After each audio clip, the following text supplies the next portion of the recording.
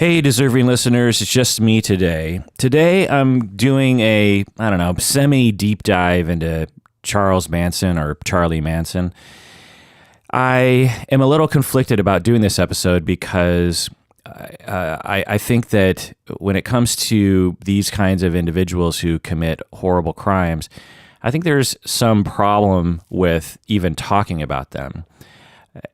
I've talked about in other episodes about how when we prop up these individuals, we not only ignore perhaps the more important story, which are the victims or how to prevent these kinds of things or that sort of stuff, and instead sort of like we sort of create these heroes. And so I have a little bit of a problem talking about it today. So, but I think the story is important for a number of reasons, which I'll get into. But also a good portion of the ending of the conclusion of this episode is going to be about why are we so obsessed with Charlie Manson? It's been 50 years almost, and he's still a part of our lives, which is strange in some ways, considering all the other events and people and figures and actual heroes that we could hold up. So that's what I'm going to talk about today. This is the Psychology in Seattle podcast. I'm your host, Dr. Kirk Honda. I'm a therapist and a professor. I want to start the episode by talking about an experience I had when I went to France, Paris, and specifically the Louvre, the big museum there. I was I was on a little tour. This tour guide was walking us through, and the tour guide said, "Oh, okay, so here's the big moment, the big reveal, the most important piece in all of the Louvre." And I'm thinking, "Oh boy, what's coming up?" And he says, "And around this corner is the Mona Lisa."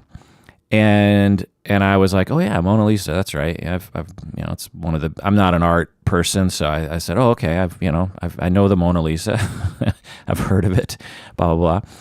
And I came around the corner, and I instantly was everything sort of shifted in my head as I took in the scene because one, the painting is not large. When you go to the Louvre, a lot of their highlighted paintings are at a minimum, 6 feet by 6 feet kind of a thing. Mona Lisa, I think is, maybe 2 feet, maybe even less than that.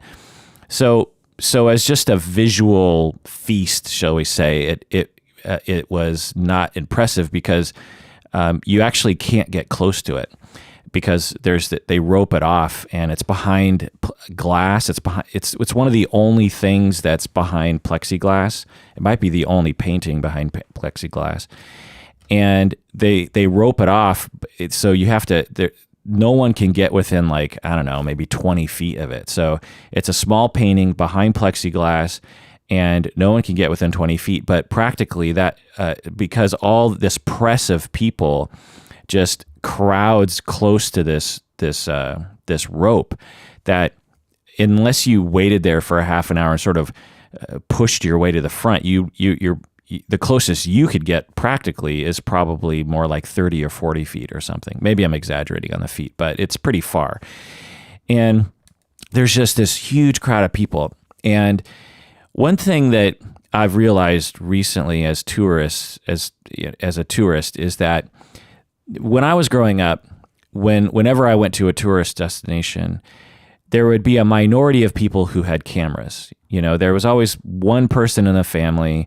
Maybe it was the dad, maybe it was the mom, maybe it was the older brother, but there was only one person who had a camera. And also you had limited film, right? Because every shot you take was another 50 cents or something. And so people didn't take that many pictures. You would one person would walk up, take a picture. But for the vast majority of people, they just didn't take pictures. It just wasn't in their lifestyle.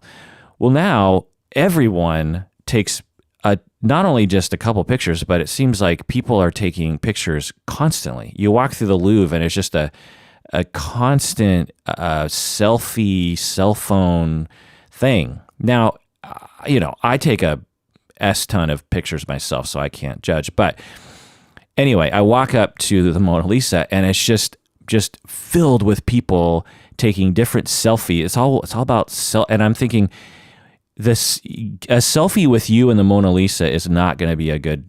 It's not going to be a good shot because this picture is behind plexiglass and it's 30 feet away from you. And it's not going to translate well into a Facebook picture. Let's just put it that way. But anyway, so I'm just being so that was my experience. So I walk up to this thing, and all I want to do is look at the crowd. So I see the Mona Lisa over there, and I'm like, okay, fine. And then I'm like, but look at this crowd of people. And so I actually went around to the side and took pictures of the people.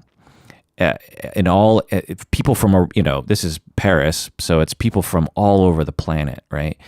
All walks of life, all religions, all ethnicities, all sort of attitudes, but everyone is doing the same thing. Everyone is trying to get a picture of themselves with the Mona Lisa, and you can see everyone, because taking a picture like that requires some geometry in terms of figuring out how far to put the selfie stick away from your face, and how to work the Mona Lisa, and how not to bother the people around you, which some people seem to not really care about. And so it was just this fascinating thing to watch people watching something.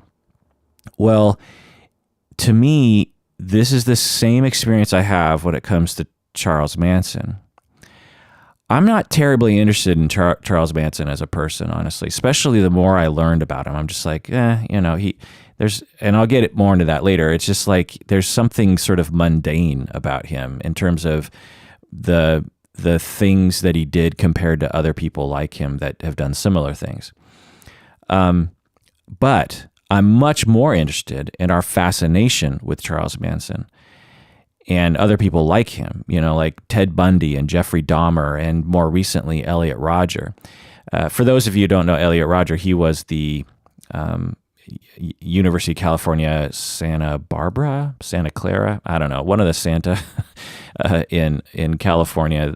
It was, I don't know, a few years ago. He murdered, it was a murder-suicide of, he killed, I don't know, 6 people or something. And it was an internet sensation because he, I don't know, I won't even get into it really, but I have an episode. I've made over 600 episodes and almost 700 episodes. Put them on YouTube. Well, my episode on Elliot Rodger is in the second place regarding views. It has the second most views of all time of any of my episodes. What's in first place? Well, the first place is my episode on Ramsay Bolton from Game of Thrones. If you're familiar with Game of Thrones and you're familiar with Ramsay, well, Ramsay is like Charles Manson. So number 1 is Ramsay. Number 2 is Elliot Rodger, who's kind of like a Ramsay Bolton.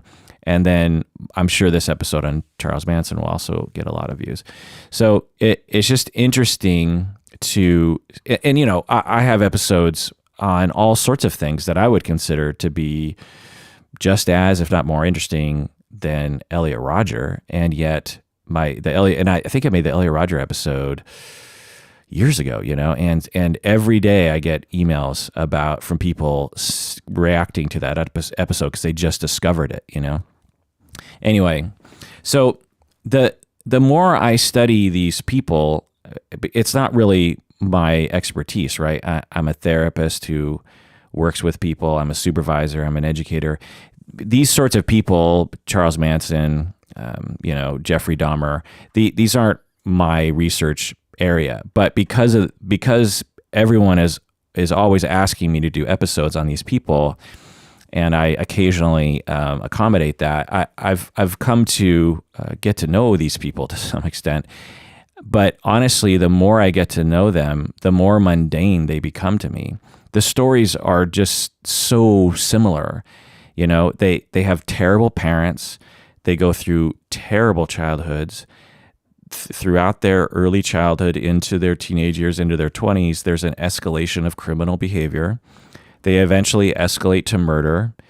There's a huge media circus, and everyone freaks out, and there's lots of media coverage, and there's lots of people wondering, is this the end of our society? And there's a huge debate about guns and blah, blah, blah. And then after that dies down with no changes, by the way, then there's a cult following that emerges from a select few of these individuals. So, of the countless people that are like this, there's like a small percentage that somehow, due to their media presence or the story that they tell, there's a cult following that emerges. So with Charlie Manson, many of you might know that Charlie Manson has a cult following, but so does Elliot Rodger now. So there are people who email me or comment on YouTube about Elliot Rodger, and if you don't know Elliot Rodger, good, but he's just another one of those people who just had a terrible childhood, seemingly, and had an escalation of behavior, and then eventually went on a killing spree one day and then killed himself.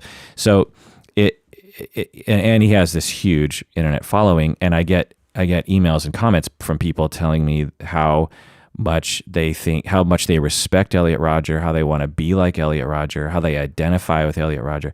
And it's just like, it's interesting, and same with Charlie Manson. There exact same situation. People for 50 years have been saying that they identify with Charlie Manson and that he's a hero. And it's me looking at the crowd of people looking at the Mona Lisa. I'm looking at the crowd of people looking at Elliot Rodger. I'm looking at the crowd of people looking at the Charlie Manson and Elliot Rodger. And then, there's countless documentaries and movies and stuff, and we eat it up.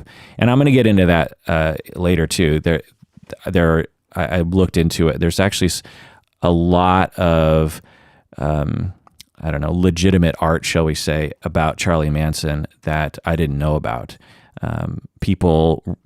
Charlie Manson was a songwriter, and so there's been a lot of people who have actually recorded his music recently, like Guns N' Roses and stuff, which I'll get into.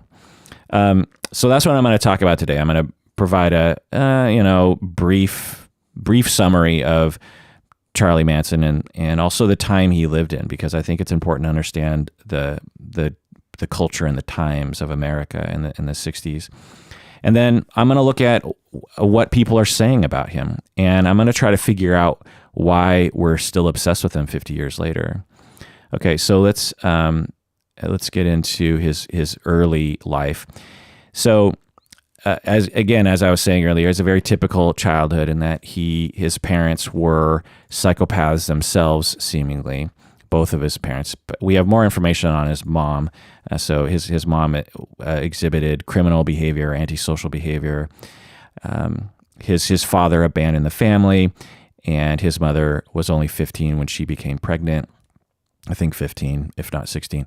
After Charlie was born, the mother continued her criminal activities that she was exhibiting before he was born.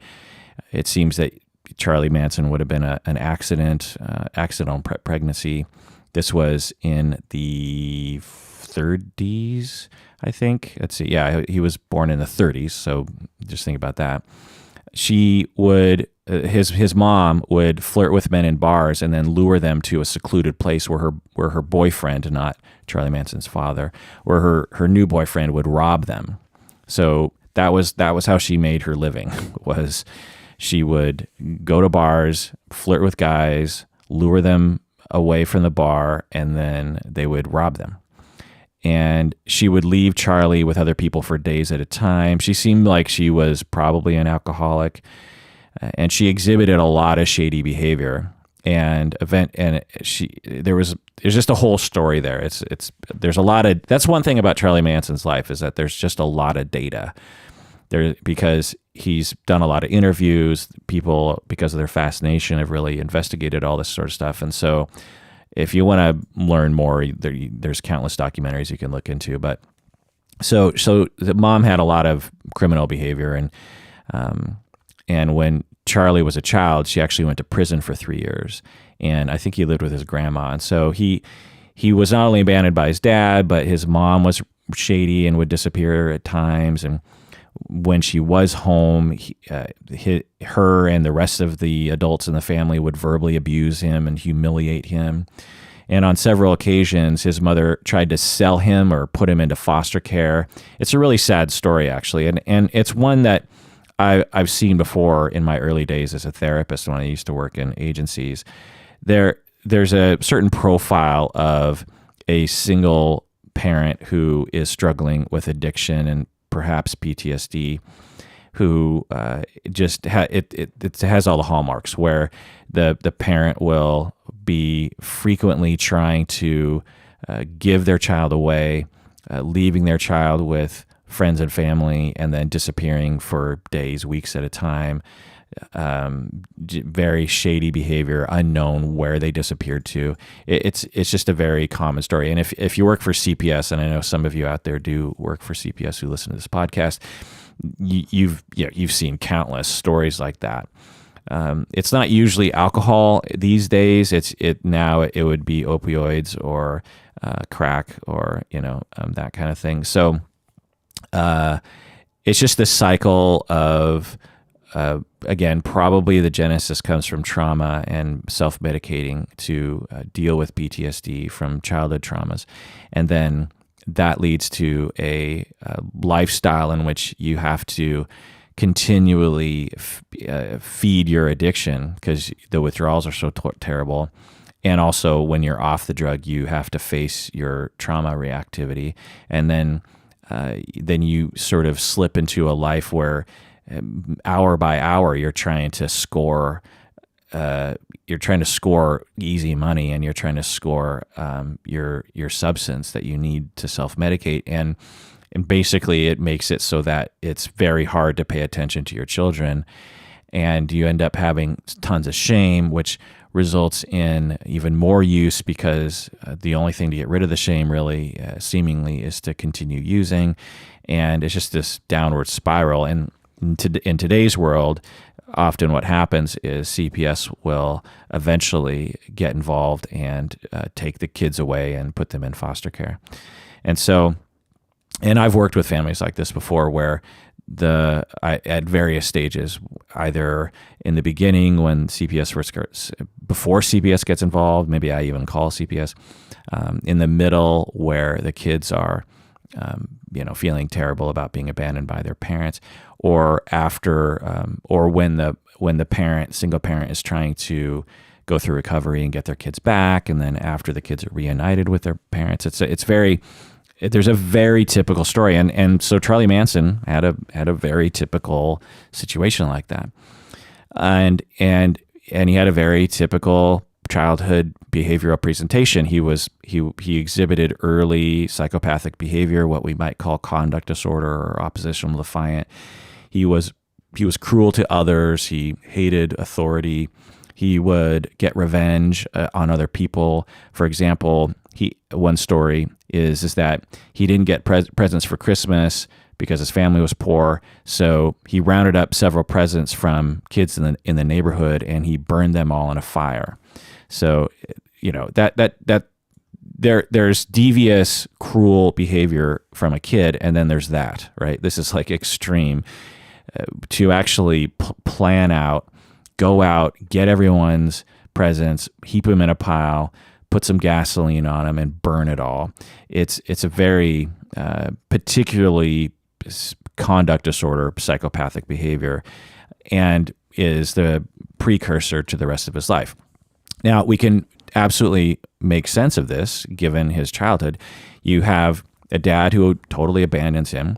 You have a mother who only gives out love every now and then and abandons him, tries to get rid of him, isn't around, pawns him off, and also when the mom was around would exhibit cruel behavior herself, humiliating him, also teaching him really terrible lessons too. Like she would try to pass on her knowledge of manipulative criminal behavior to him as a lesson in life or something.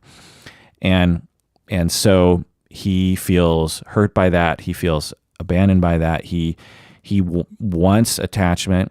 He's not getting it.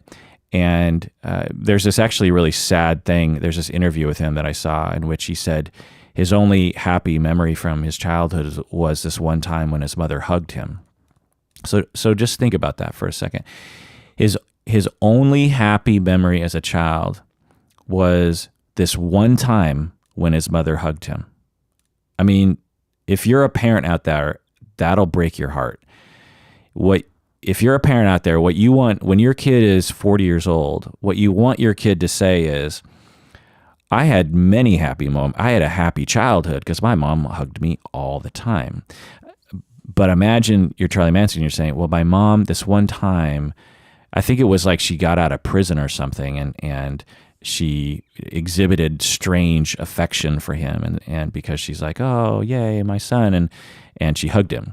And it was this reunited moment that, really, he really remembers, and so he grows up feeling terrible about himself, worthless, no sense of who he is, a sense that he's shit, that he is below, dirt, in that no one pays attention to him. No, his parents aren't giving him enough love and attention. There's this notion that kids will start to internalize that the reason why their parents aren't stable and giving them attention is because they're not worth it themselves. It's just like, well, if I was a better kid, if I was a better person, my parents would pay attention to me more.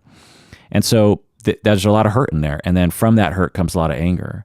And from that anger comes a lot of notions of revenge and impulses for revenge, and impulses to try to harm other people to elevate yourself. It's a common human behavior. We've all done it. Whether you can remember incidents of where you've done it or not, you've done it before. You have, I don't know, you're 5 years old and you're feeling like no one likes you at recess or something. And instead of being functional about it, which, you certainly could be, but there are times when you're not functional about it. And so you walk up to someone and push them down and just be like, you just walk up to some kid, push them down because you're upset that no one's paying attention to you or something. Or you're 4 years old and you throw a rock at someone's head because you just don't like the fact that your parents are giving attention to this other kid or something.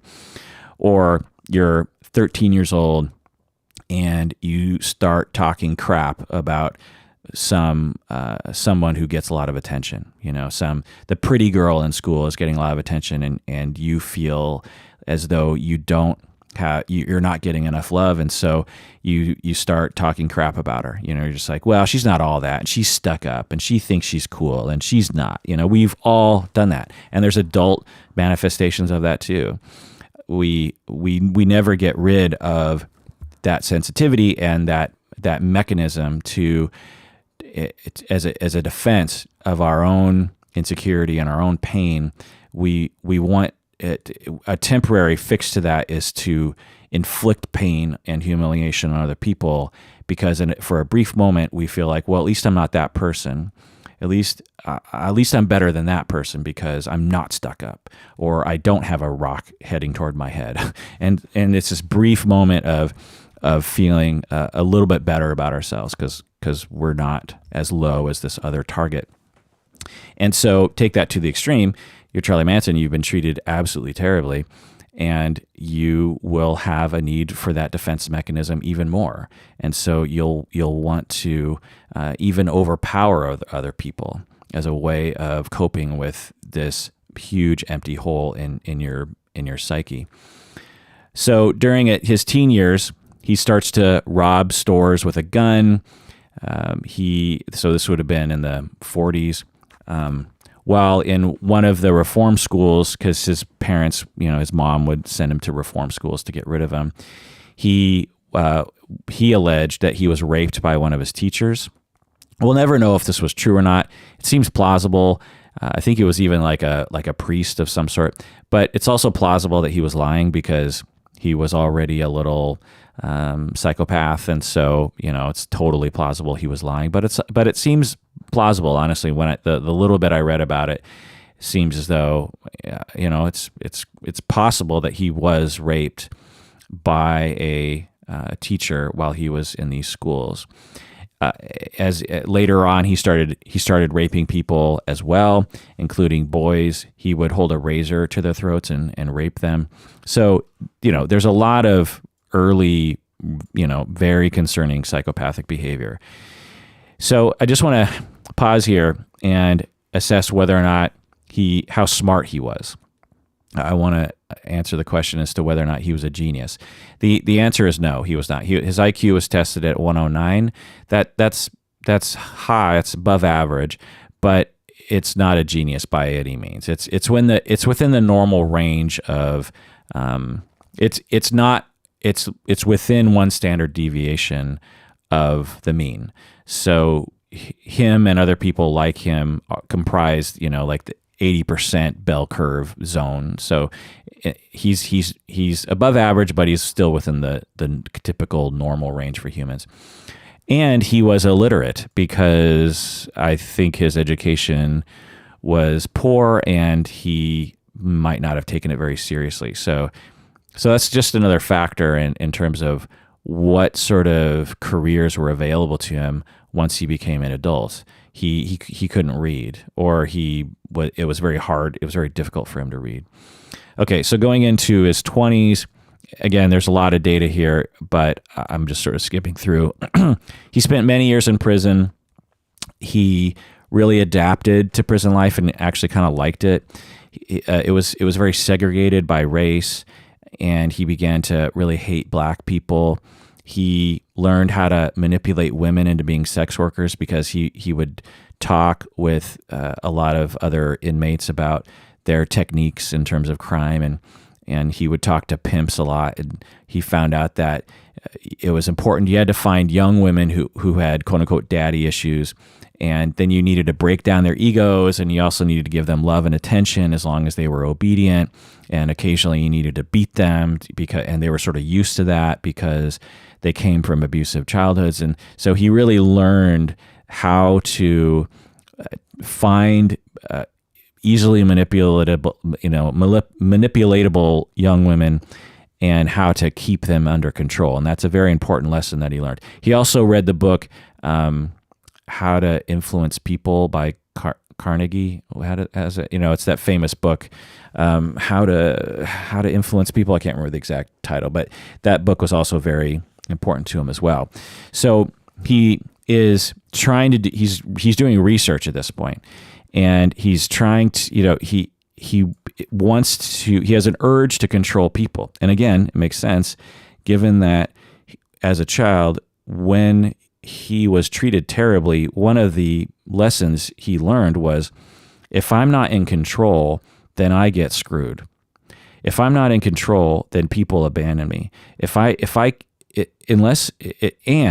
can somehow manage to get control over other people's minds and therefore their behavior, I can actually keep them close to me. I can keep people close to me because that's what I need. That's something that I think a lot of people don't talk about enough, is that psychopaths are not from another planet.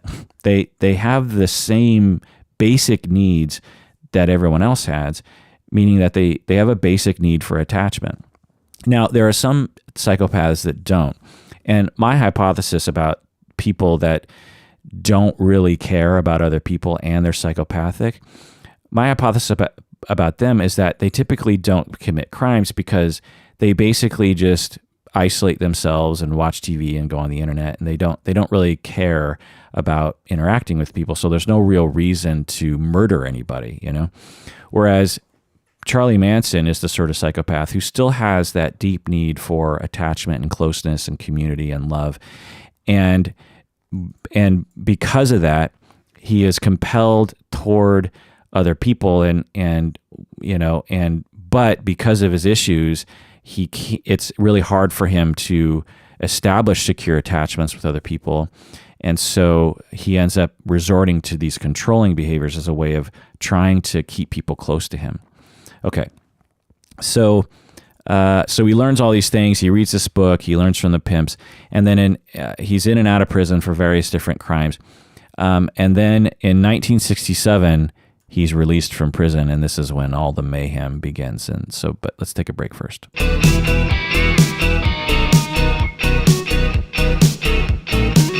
Okay, we're back from the break. If you haven't become a patron of the podcast, do so now. Go to patreon.com. When you become a patron of the podcast, you get access to all of our other deep dives that are only available to patrons. So if you like the podcast and you want more of it, go to patreon.com, become a patron, and you'll get access to hundreds of patron exclusive episodes.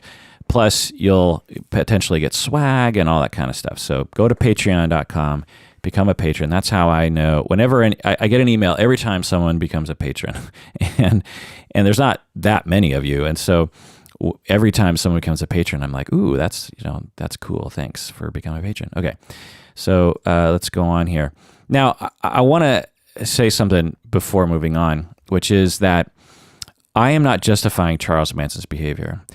There's this weird reaction that I get sometimes from people that are saying, whenever I provide, I don't know, some background or what I consider to be factors that led to someone's psychopathic, murderous behavior, some people will react and say, how dare you justify this person's behavior? They're just evil.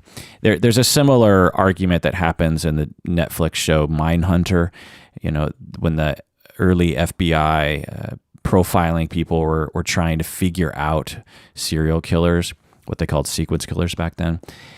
And there were police officers and other people and other FBI people who were saying, how dare you try to figure out these people? There's no justification for what they did. And to that I say, yeah, you're right. There's absolutely no justification for what they did. In terms of certain definitions of evil, yeah, Charlie Manson and his people did evil things. What is evil exactly? I guess it depends on what we mean by that. But I don't know. According to most definitions of evil, yeah, Charlie Manson did evil things. Was he quote unquote evil? You could make an argument for that too.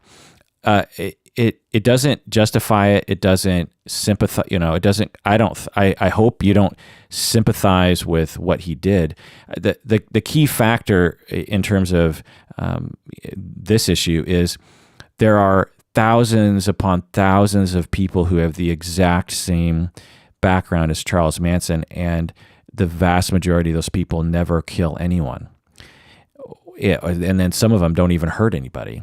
And so Charles Manson, his background doesn't cause this behavior because his background, for the vast majority of people, it doesn't lead to what he eventually did. But what it does is it does provide factors that contributed to the culmination of several other factors that led to what he did. And that's something that I learned upon learning more details about his story, is that his story didn't have to end the way that it did. It ended the way that it did for a number of reasons, which I'll hypothesize and get into. But one of them is, and a major one, is that the way he was raised definitely created a personality that put him at risk at becoming the sort of person that he eventually became, and the sort of behaviors that he exhibited later on. Okay, so 1967, this is the summer of love. It's when American youth society completely pivoted. It was a very strange time. And as a person who was obsessed with the 60s when I was younger, for a number of reasons, but mainly because I love the Beatles. If you know this podcast, you know that me and Alberto love the Beatles. And so I've watched, just so many documentaries about the Beatles and the 60s and the summer of love and psychedelic rock and the drug culture and the beatniks and how that sort of was a precursor to all of this. And I've watched countless reenactments, the Doors and the Stones and Janis Joplin and Jimi Hendrix. And so it was a very interesting time because the 60s were very close to the 50s, right? The 50s had an innocence to it.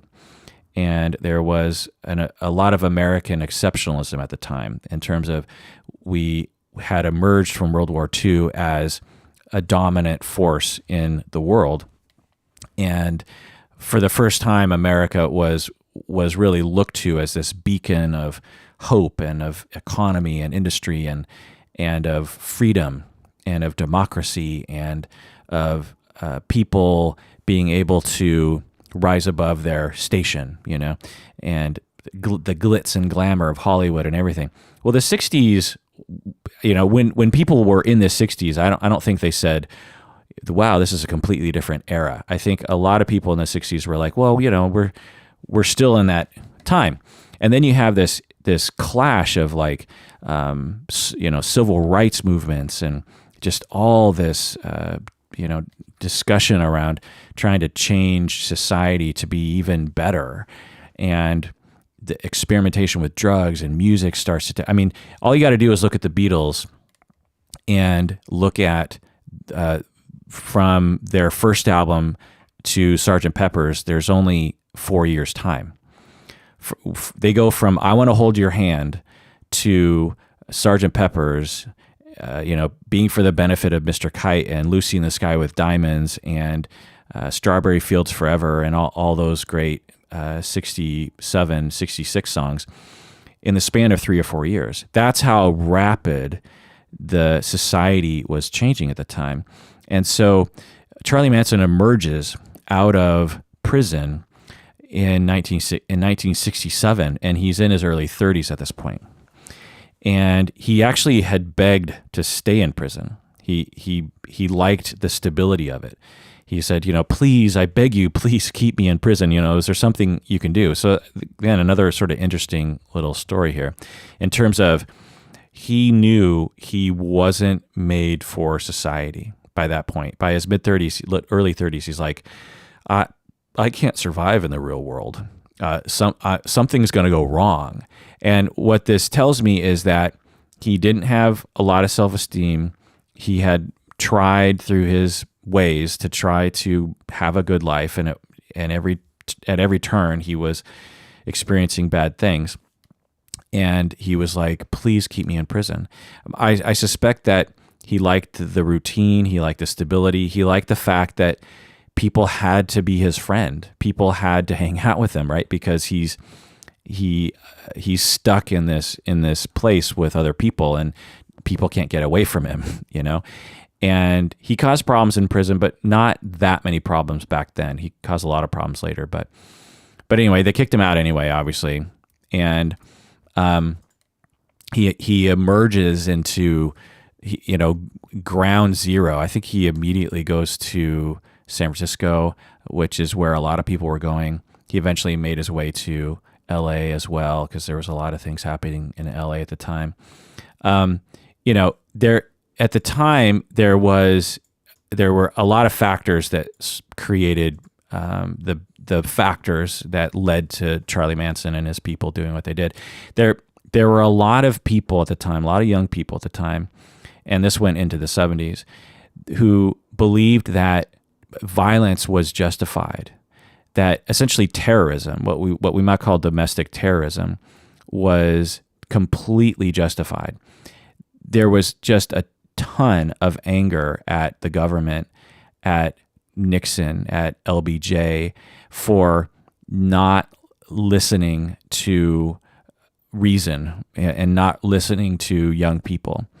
And they were like, we need to get out of Vietnam. We're bombing and murdering innocent people. There were all these news reports and pictures coming back from Vietnam of just these horrible atrocities that Americans were inflicting on innocent people. We were napalming villages with children in it, with limited intelligence that it even mattered to do such a thing. We were carpet bombing entire regions of Laos and Cambodia and North Korea, and I think we dropped. There were particular, weeks that we dropped more bombs in the Vietnam War than we dropped in all of World War II. There's some stat about that. It's like the amount of bombs. When you think of Vietnam, you think of guys with mustaches going through the forest, fighting the Viet Cong. And certainly there was that, but there was also just tons and tons and tons of bombs that Americans were, making and transporting over, and then just indiscriminately at times, just sort of trying to bomb the crap out of them. Because when you bomb, you don't risk American lives, right? But what bombs do is, one, they basically just make it so that the enemy goes underground, which they literally did. They just built tunnels, and you end up killing all these innocent people. And it's just, I don't know. So that was one. But there were other things as well. Like there were economic problems and of course civil rights problems. And young people were saying this is bullshit. And you had this policy among some police officers at the time where it's just like, look, if a crowd gets out of line, you have every right to beat the crap out of them, maybe even kill them. At Kent State University, there were the National Guard was called, and they just started shooting into crowds. Imagine that today. Imagine, today we have problems with police officers macing people, right? There's that famous picture of that police officer just macing the crap out of these college kids' face and stuff. And there's a lot of outrage about that. Well, in the 60s, you had police officers and the National Guard, which is an extension of the federal government, right? Just indiscriminately shooting into unarmed groups of people. Now, some of you will debate and say, well, Kent State, there were shots coming from the crowd. I don't know. The point is that it was a very chaotic time in which youth were getting together into groups for various different purposes. They were saying, look, we can't depend on our society. We have to get together and we have to do this on our own. We have to create communes, maybe even get away from society to live our lives. And some of these groups were saying, look, we have to strike back. They're not listening to us. Our protests are not being heard. We have to, make them listen to us. And some of those people said, well, the only way to make them listen to us is through violence. Malcolm X and Martin Luther King, the debate between whether or not, Martin Luther King is like, look, peaceful protest is the way we can win the hearts of America. If America sees, if middle class white America sees us as victims of the white oppressor, then the mainstream America will, come to our side, and then that will win the day. And the oppressive white forces will have to give in because white people will fight against them.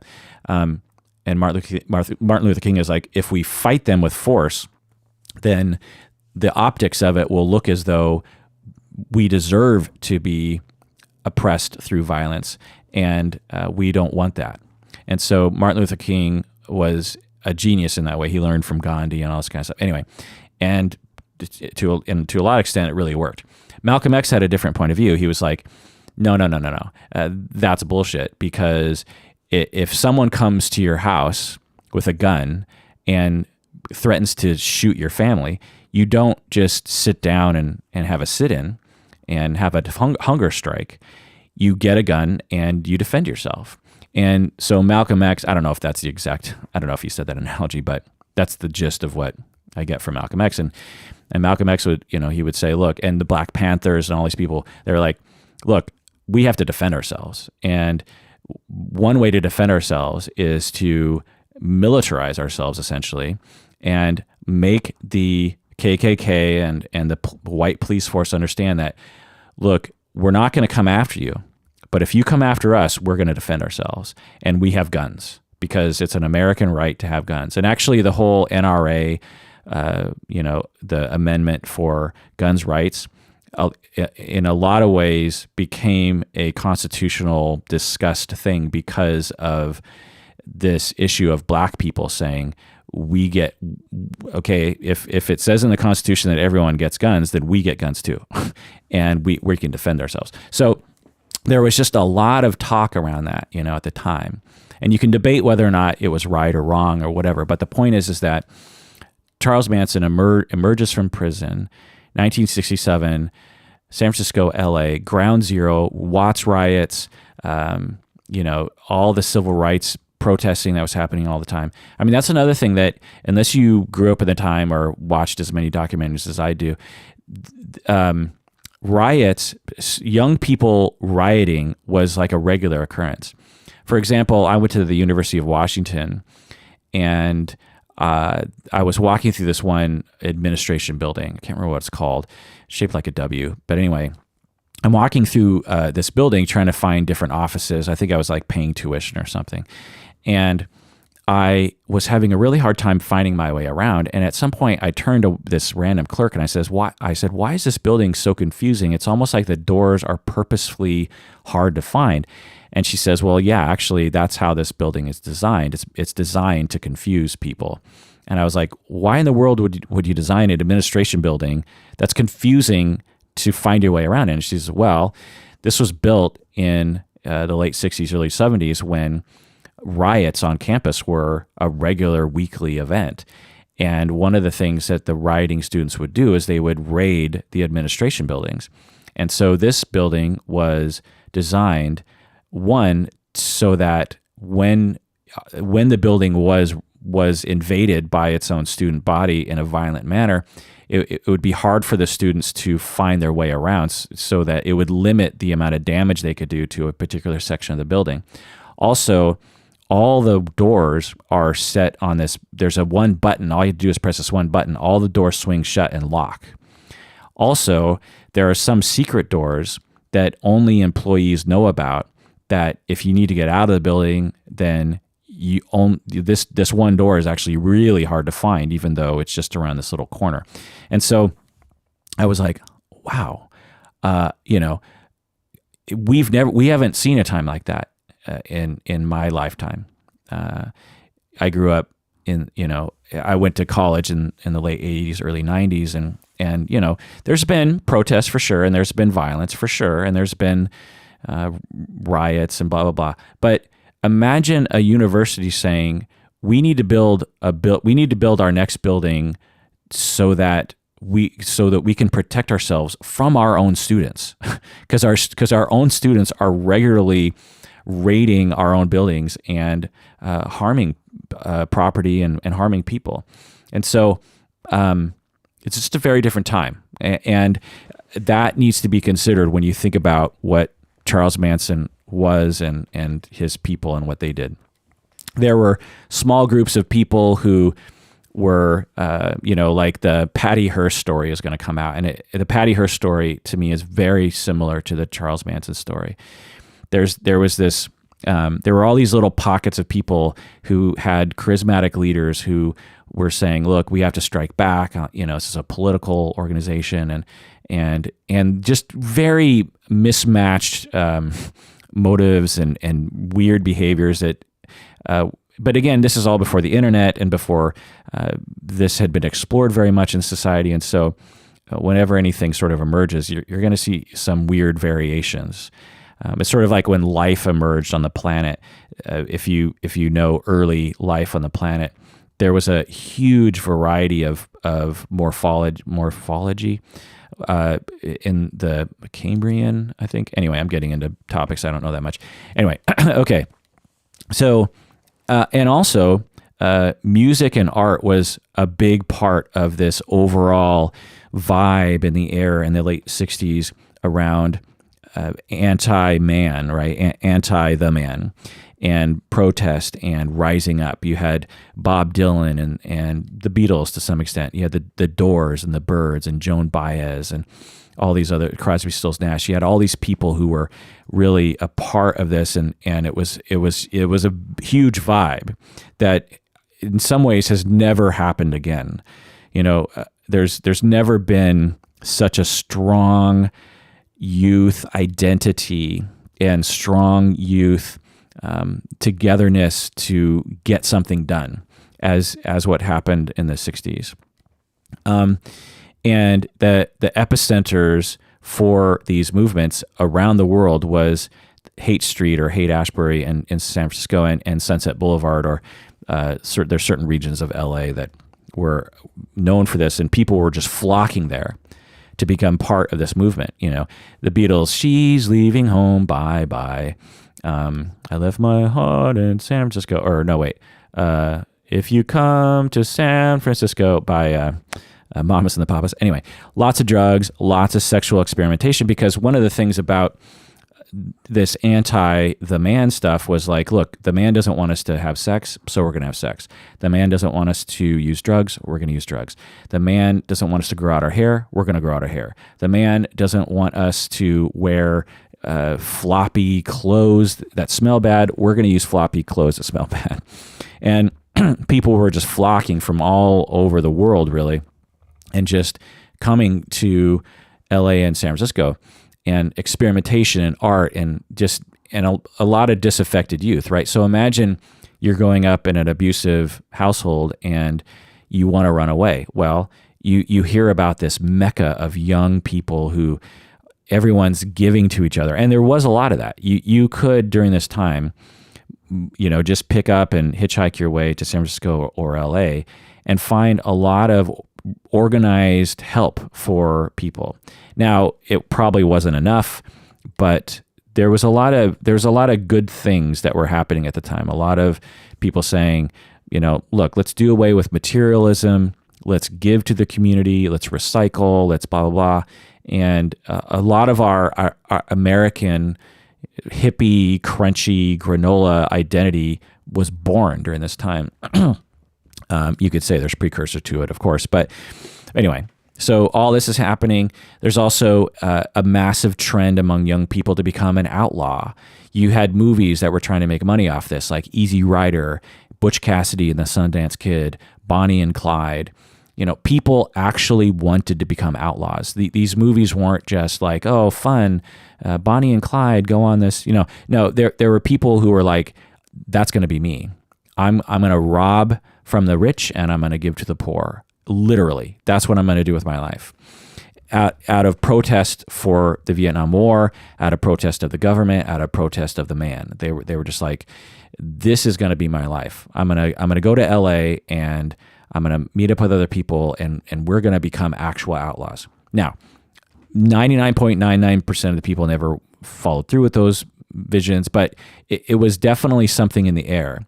There was a sort of justified outlaw motivation at the time, and a certain sort of cheering of a certain group of people for people who struck back, and so it was a very difficult time and a very sort of a scary time for middle America, right? For mainstream America, they're just like, oh my God, there's all these hippies running around doing God knows what. They're high on God knows what, and they're going crazy, what are they going to kill all of us? And then you have all these black people with guns and talking about that they want to kill Whitey and what's going to happen. There was just, if you were in 1968 in America, there was a lot of worries for a lot of things: nuclear war, actual race war between black people and white people, economic collapse, and there was just no way for them to know that we were going to survive it. There was a lot of indication that America would not survive. Assassinations, you had JFK, Martin Luther King, Malcolm X, Medgar Evers, you had Bobby Kennedy. There was just all of this, just imagine our president being shot and killed, and then just few years later, his brother, who was also running for president, also murdered. It felt like, well, if the 60s are this bad, imagine what the 70s are going to be like. Is any politician going to survive the 70s? It was a very scary time, and with that, a lot of opportunity for exploitation of human beings, right? Because when people are scared, they're very easily manipulatable. Okay. The last thing I'll say about 60s culture, and some of you might obviously know all these things. I know some of you are older than me and actually were there. Patron Kemi actually comes to mind. I'm sure she'll email me and say like, actually, I was I was in LA at the time, and let me tell you my stories. And so I welcome that because I love that kind of stuff.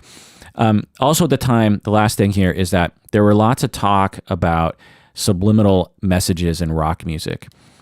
Today, we don't really do it that much, but at the time, there was just a huge paranoia in society that rock music had secret messages in it for various different nefarious means. One being that it was going to get in that rock musicians were satanic, and they were trying to subtly influence youth through these backmasking or subliminal messages that were trying to get kids to commit these horrible crimes.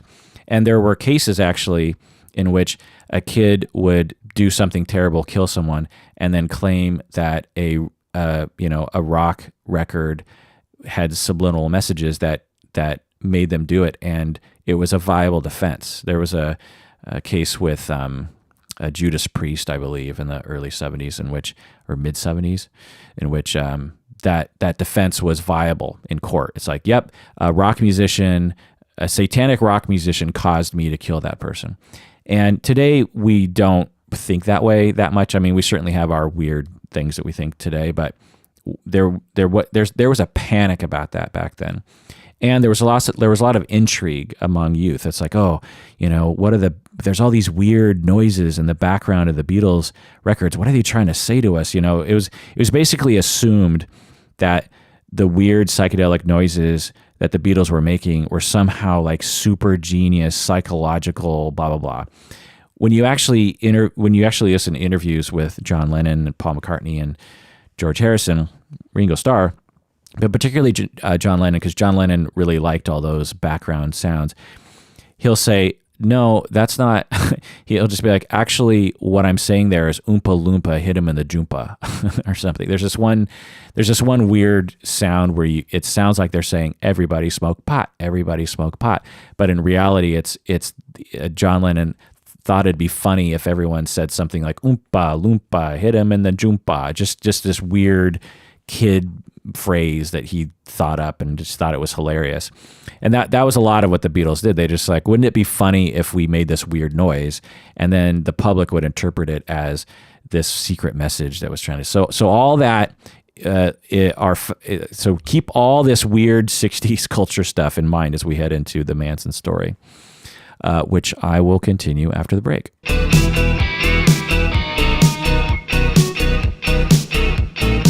All right, we're back from the break. This month's episodes of December 2017 are brought to you by Talkspace.com. That's Talkspace. Go to Talkspace, and if you're looking for an online counselor, use the promo code Kirk, and you'll get a discount on your first month's fee. It's a pretty cheap way of getting counseling, very convenient way of getting counseling, because you don't have to go to anyone's office. You can chat with your counselor anywhere you want. And again, use the promo code Kirk to get a discount. And also, when you use the promo code Kirk, K-I-R-K, it signals to Talkspace that you're one of my listeners, which means that they'll continue being a sponsor, which has really been a big deal to us. Okay, so let's go on with the story here. So keep all that 60s culture in mind as we move forward, because it explains a lot of weird elements to this story. Okay, so Manson emerged from prison, and he went straight to Haight Street, and he eventually went to LA as well. And his mission, this was actually kind of new to me in terms of my semi-deep dive into this, is that his mission was to become a rock star. That's all he wanted to do. He was obsessed with the Beatles. He loved the Beatles. And the Beatles really inspired a lot of people. Whenever you hear anyone from that time, like Tom Petty, a lot of people back then, when they heard the Beatles, are like, wow, or they saw the Beatles, they're like, wow, those guys are just regular guys playing music, writing their own songs. They're doing everything themselves, and you don't need a big orchestra behind you. You just pick up these instruments and you make it work. Well, Manson was one of those people that he was inspired to be like, hey, pick up a guitar, write some music, and you can become a rock star. And so Charlie Manson, that was his mission. You could even say that was his mission until everything fell apart at the end. It was just like he wanted to be a rock star. And why did he want to be a rock star? Hard to know, but I think it's because he wanted people to love him. I think that was a big thing. I think that he grew up being unloved, and he was desperate for love, and he didn't think he could be loved in a normal way. And so I think he thought, well, if I become a rock star, then everyone will love me. So this also exhibits some of his narcissism in terms of believing that he could be a rock star. And so he picked up a guitar and started writing music. You can actually listen to his music online. Some of it is not actually that bad, particularly when you isn't that bad. Some of it's kind of good. Particularly, I would say his voice is actually kind of good. It's when I hear his singing voice, I'm like, that singing voice comes out of that face. It doesn't make any sense because his face doesn't look like a pretty voice would come out of it, and it's kind of a pretty voice. And his lyrics aren't terrible, but his melodies are kind of interesting. As a songwriter myself, he has an interesting melody creativity. His guitar playing is awful. I just have to say, he always has a guitar in the background, acoustic guitar, and it's I don't know what he's trying to do on guitar. Honestly, I hear the guitar in the background. I'm just like, what are you trying to do there? It's almost like he used guitar as a percussion instrument in some ways, and not really as a melodic instrument. But anyway, his music wasn't all that bad, and there's a whole huge story here with the Beach Boys and Neil Young and all these other people. But basically, the long and the short of it is in LA, he figured out ways to network his way into the lives of famous people, particularly the drummer for the Beach Boys, Dennis Wilson, who's the brother of Brian Wilson, who is the main creative force of the Beach Boys, but not the only. So he wormed his way into their lives, and he did this through a number of different ways. One of the ways is he always had great drugs with him. He always just had a ton of drugs. He also had a sort of cadre of women around him, young women, who he would basically pimp out. So basically he started, after leaving prison, he immediately started trying to get a harem together. And he started using these skills of, how to influence people, the pimp skills, and his own psychopathic skills. He figured out how to manipulate young, vulnerable women. He would lie to them, saying that he was connected with famous people. He would intimidate them and sort of scare them, and then he would actually beat them when they disobeyed him. And he would preach to them.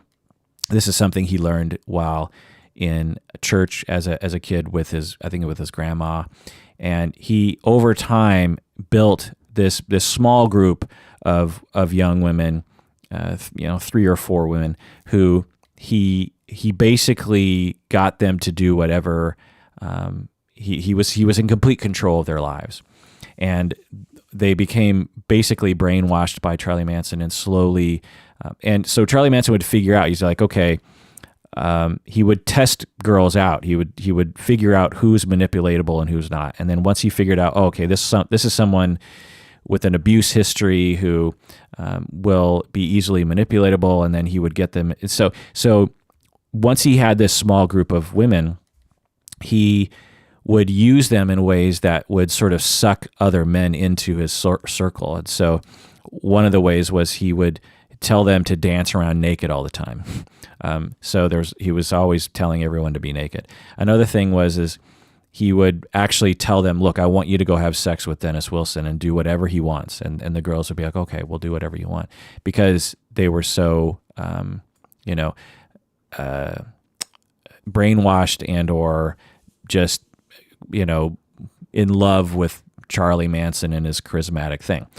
So at this point, Charlie Manson isn't a murderer, right? Or at least as far as we know. At this point, so there's another whole thing in the 60s culture that I didn't talk about in terms of gurus.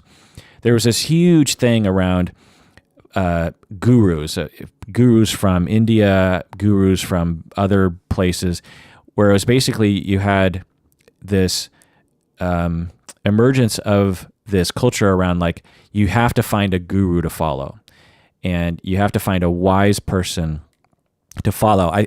There's all sorts of sort of analysis about this, because people in the 60s, they grew up in church in all likelihood.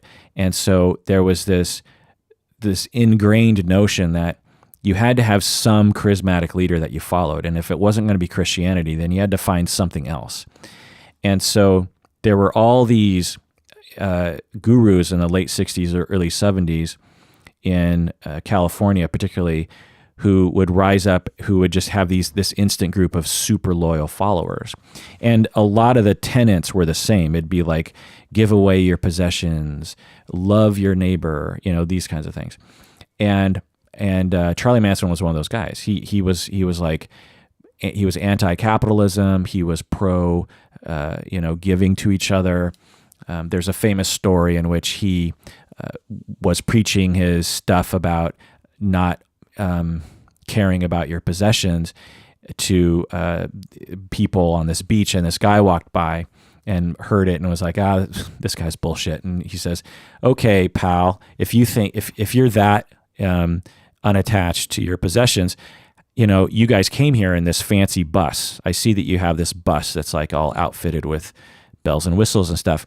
How about you just give me that bus? How about you just give away, that bus? If you're true to your word, you'd give me that bus, right? And Charlie Manson thought for a second. He says, "Yep, you're right." And he just threw him the keys. He said, "Here's the bus. It's yours." And the guy actually drove off in the bus, but then later came back with the bus and said, "Okay, I don't want this bus, but you proved your point, pal."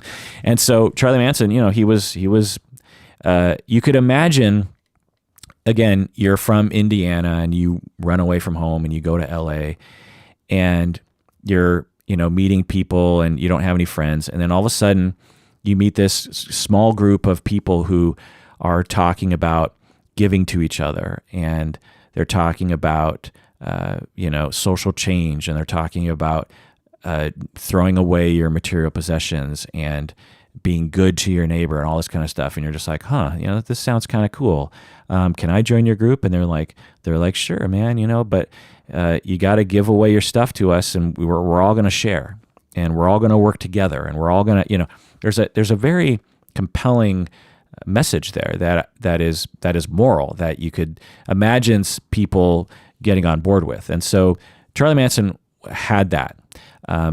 And he also was a scary individual. There were a lot of gurus that were great and nice people.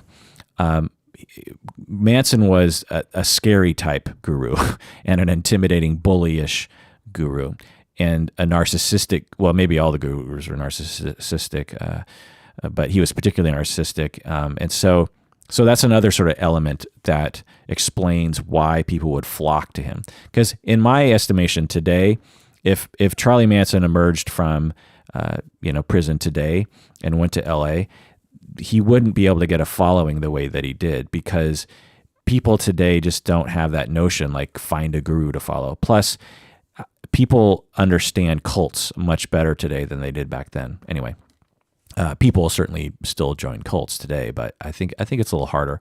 Anyway, so he would go to these rich people and these parties, and Manson would just say, okay, these three girls who are following me, have sex with that man. And so he did that a lot, and that helped him to stay in power, and is one of the elements as to why I think we still talk about Charlie Manson, because it has sex in it. And anytime you have sex and murder, then it's instantly talked about. Okay. So at this point, it seems to me anyway, that he didn't want to be a killer or even necessarily a cult leader. It seemed he wanted to be a rock star who was adored by fans. All of his networking efforts were trying to get him into the music industry. That's why he approached Wilson of the Beach Boys, is because he's like, well, oh my God, the Beach Boys. The Beach Boys were one of the biggest bands in the world at the time. And he was like, okay, if I get in good with the Beach Boys, then that I can get connected. And he did a lot of that. And in many ways, he was just like thousands of other people who came to LA and San Francisco at the time to be a rock star. it's easy to look at this story and say like, oh, he's evil and he's like working his way in because eventually he's going to create havoc and kill a bunch of people.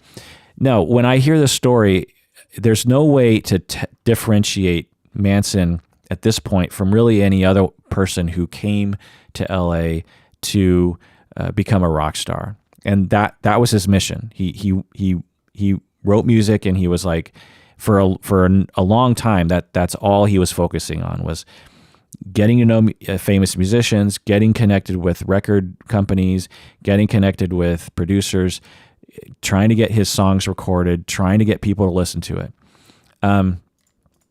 And at the same time, there were reports that he would try to intimidate people. For instance, he would go into the recording studio, because eventually the Beach Boys, Neil Young, other people did manage to get him into the studio, and which is a big deal. But in the studio, he couldn't stand people telling him what to do. And when you go into the studio, as a musician myself, when you go into the studio, you are not the star anymore. The engineer and the producer is the star, and you have to, I mean, not the star per se, but you're not the one in control. You're entering someone else's realm, and they understand everything. They understand how the microphones work. They understand how the headphones work. They understand how the board works. They understand how it's their world, and you're recording your music in their world, and you as a musician have to hand over control to the producers and the engineers, and you have to say, please help me. There's a lot of, you feel very powerless when you are in someone else's studio. And for myself, I like that, because I understand that their expertise is so far beyond mine when it comes to recording equipment, that I really depend on them to help me out. And so there's a lot of times where you're just sitting around doing nothing, waiting for an engineer to figure out how to place a microphone or something. Well, Charles Manson hated that. He hated the engineers being in control of things. And he would, because of his issues regarding control and the abuse he's been through, he would become threatened by that, and he would attack the engineers. And so there's stories of him just being a complete asshole to these engineers. He would make subtle threats to people, like even to Dennis Wilson.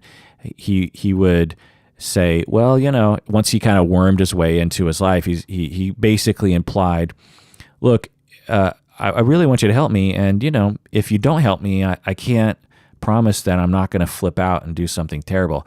So Charlie Manson used that a lot. He sort of threw out little threats, subtle threats, and sometimes blatant threats to other people, trying to get them to come under his control.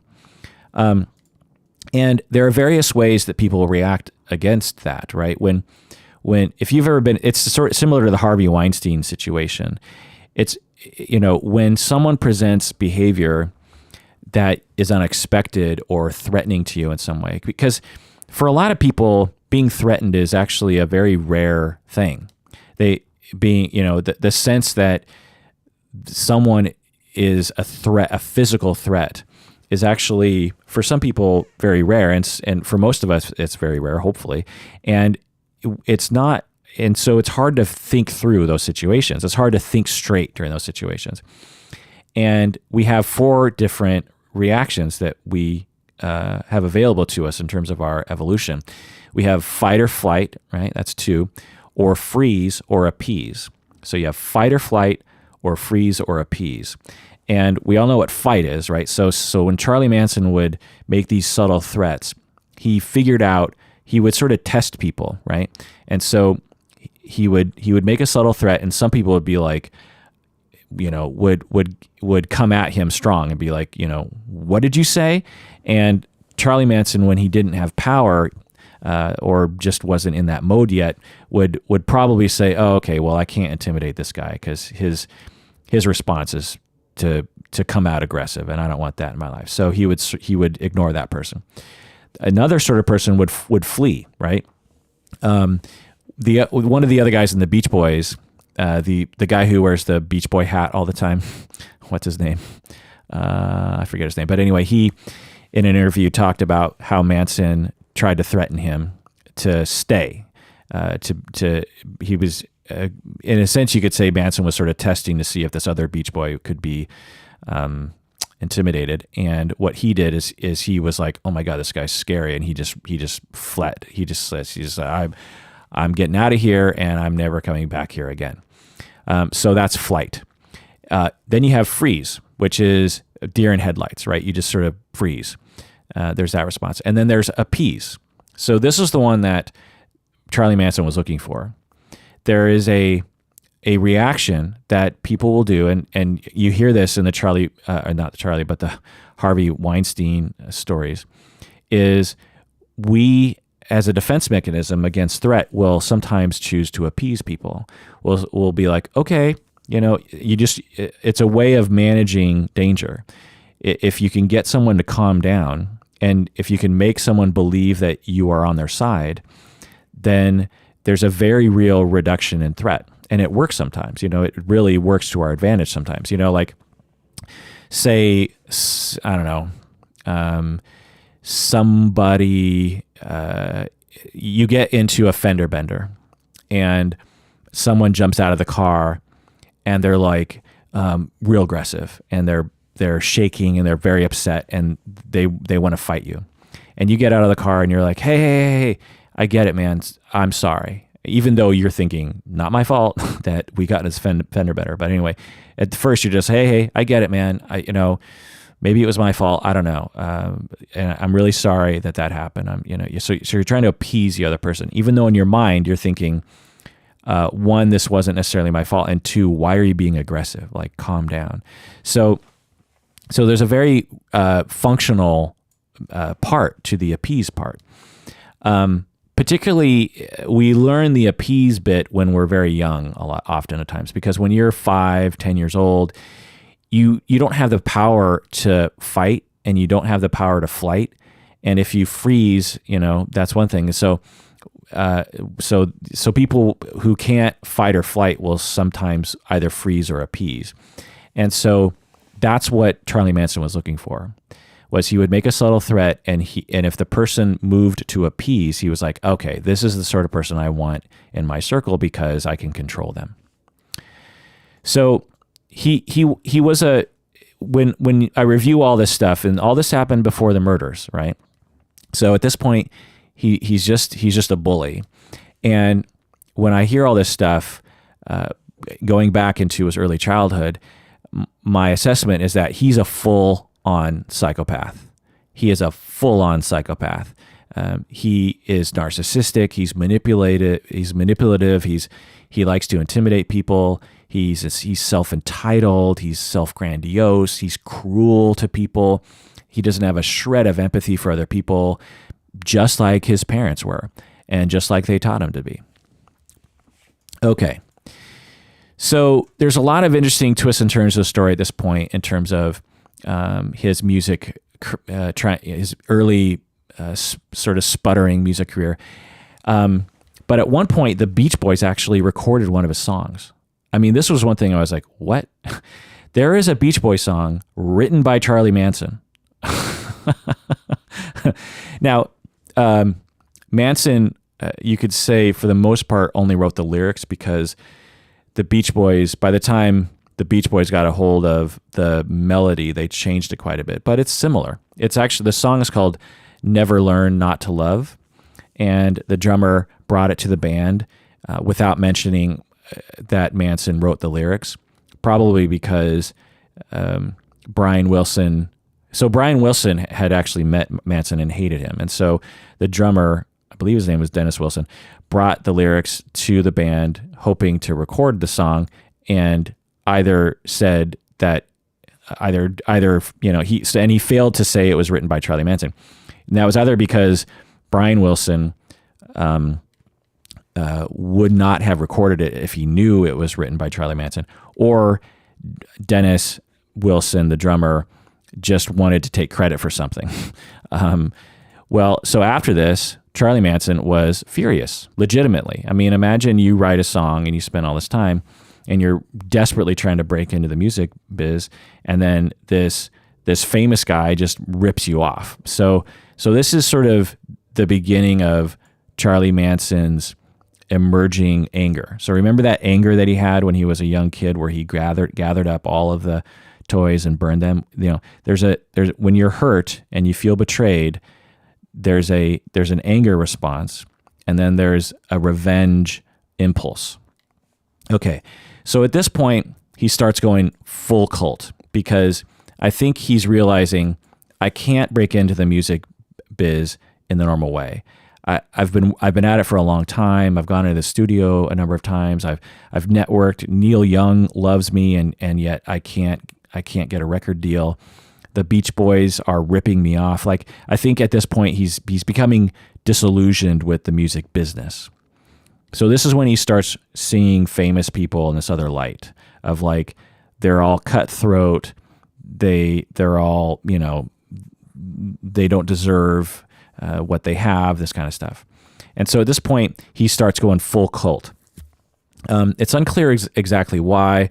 Maybe he's like, maybe I should focus less on the music part. Maybe this cult thing is going to work out for me. And so he starts gathering more and more followers. So it's not just a small cadre of young women, but he starts gathering a lot of people, men and women. And eventually he has 35 followers. And it's a real typical cult at this point. He gives sermons. There's a commune feel to it. He gets to have sex with whoever he wants, and he does. He has sex with his followers all the time. They start introducing race into it. There's a lot of anti-Semitism and a lot of talk about black-white relations. He starts talking about how he might be Jesus, or he's like sort of like Jesus. There's a lot of talk about that. Whenever anyone enters the cult, he says, you got to hand over all your possessions. You got to reject all your previous relationships, including your parents. And when people step out of line, he makes subtle threats to them, and the followers start sort of threatening outsiders as well. Because there's this when you enter a cult, you probably come from a difficult background yourself, but not always. And there's a cognitive mechanism that kicks in that tries to justify your decision, and one of the ways that you do that is to completely adopt the cult dogma. And it becomes a part of who you are. The cult dogma becomes you. You become the dogma, and you no longer have an independent way of thinking about things, because whenever you do have an independent thought, it actually works against you, given the social context that you're in. And he also starts to militarize them. And there's a lot of twists and turns to this story, but he starts to train them on guns and knives, and it's sort of a late 60s version of all that kind of stuff. Also, he loves the Beatles again. And he loved Sgt. Pepper's. He loved Magical Mystery Tour. He would play the records during his sermons or after his sermons, and everyone would dance around naked. The Beatles were like a big part of the cult. Well, when the White Album comes out, and I've talked about this album before, it's perhaps, aside from Rubber Soul and Revolver, White Album is definitely a favorite of mine. And when the White Album came out in 1968, he played it for the cult. And he said that, so at this point, he would give everyone LSD too. This is another thing, is he would either secretly dose them with LSD, or he would, just say, hey, now's the time where we take LSD. And then he would give his sermons. When you do that, it causes anyone who's taken LSD knows that there's a certain, there are times when you take LSD and you feel very spiritual. You feel very, one with the universe, very connected to people.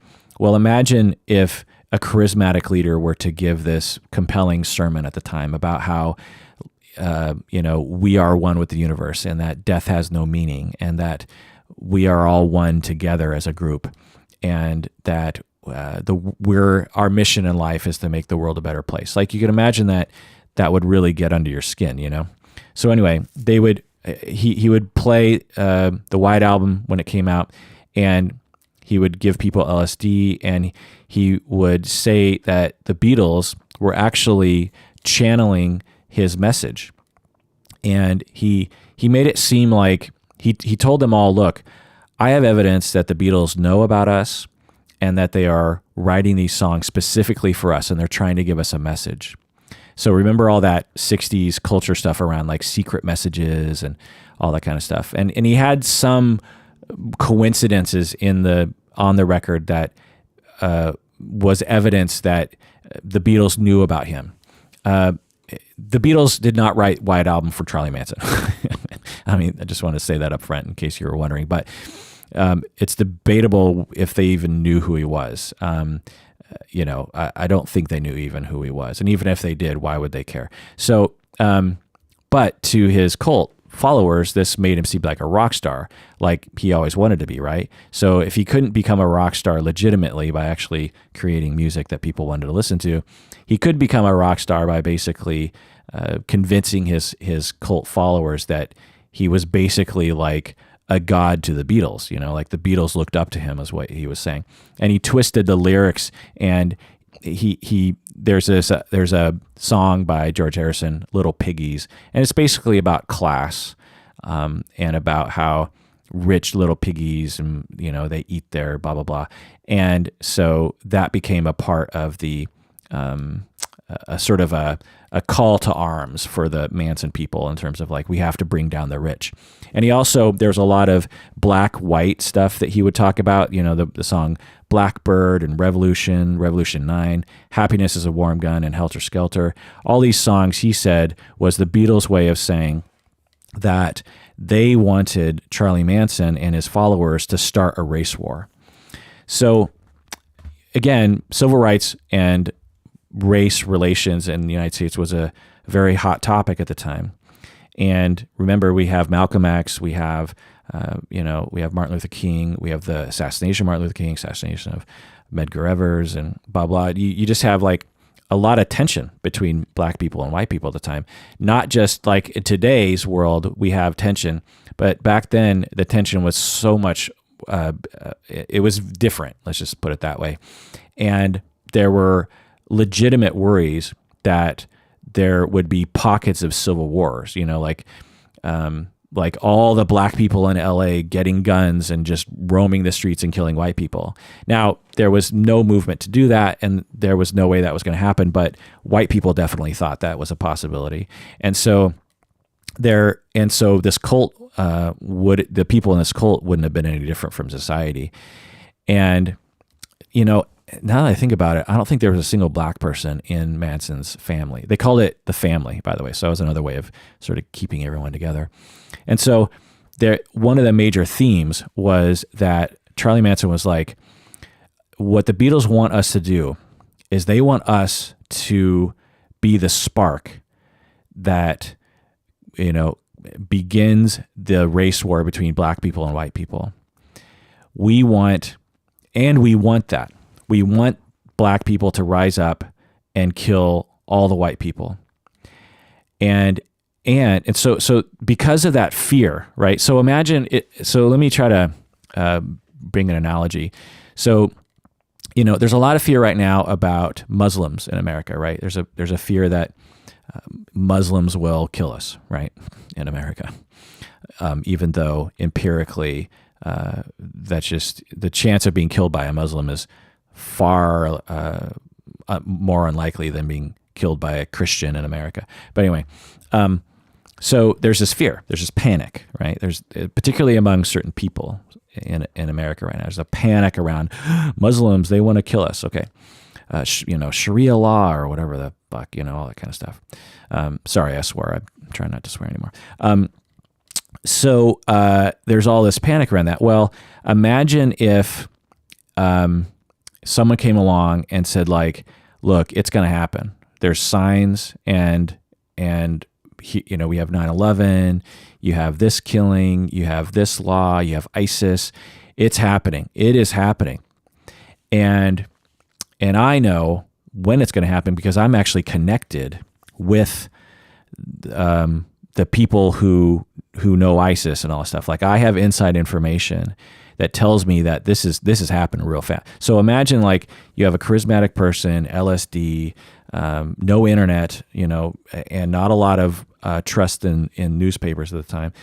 And you're isolated, and you just have someone just feeding you all this information. It's coming. The Muslims they're gonna rise up. They're gonna kill us. ISIS is, they're gonna figure out a way to get into every airplane, and they're gonna drive every airplane into the ground. I mean, after 9/11, certainly that was a concern, right? You had the anthrax thing, just all this terror. And now imagine you have a cult, it's today, 2017, and the charismatic leader is like, look, we might as well just get this thing started, because eventually it's going to happen. Eventually in America, there's going to be a war between Muslims and, non-Muslims. It's going to happen. But,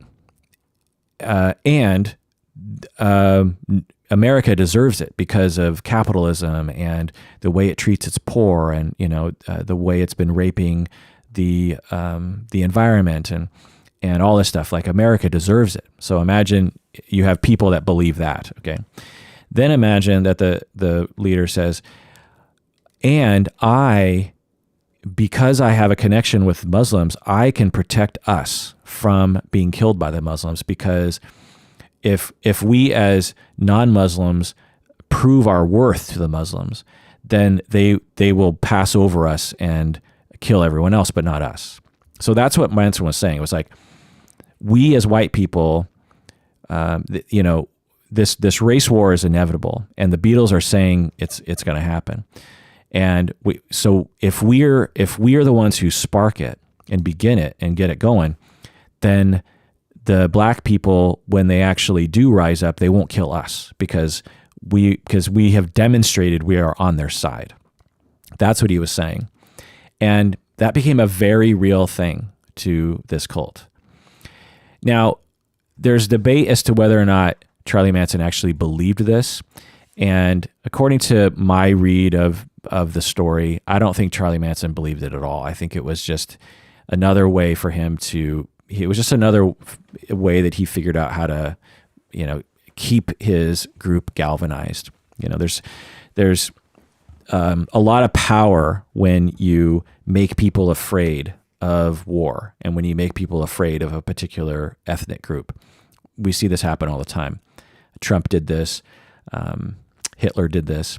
Not that I'm saying Trump is Hitler. I'm just saying there are figures in history who will demonize a particular group or make their followers afraid of a future war. And by doing this, you get control over them. You get control when you say, look, you are threatened by this outside group, but I have a way of protecting you. That's a very compelling message, right? And so Manson did that. Okay, so this is all building up to the terribleness, and let's take a break. And when we get back, we'll continue it.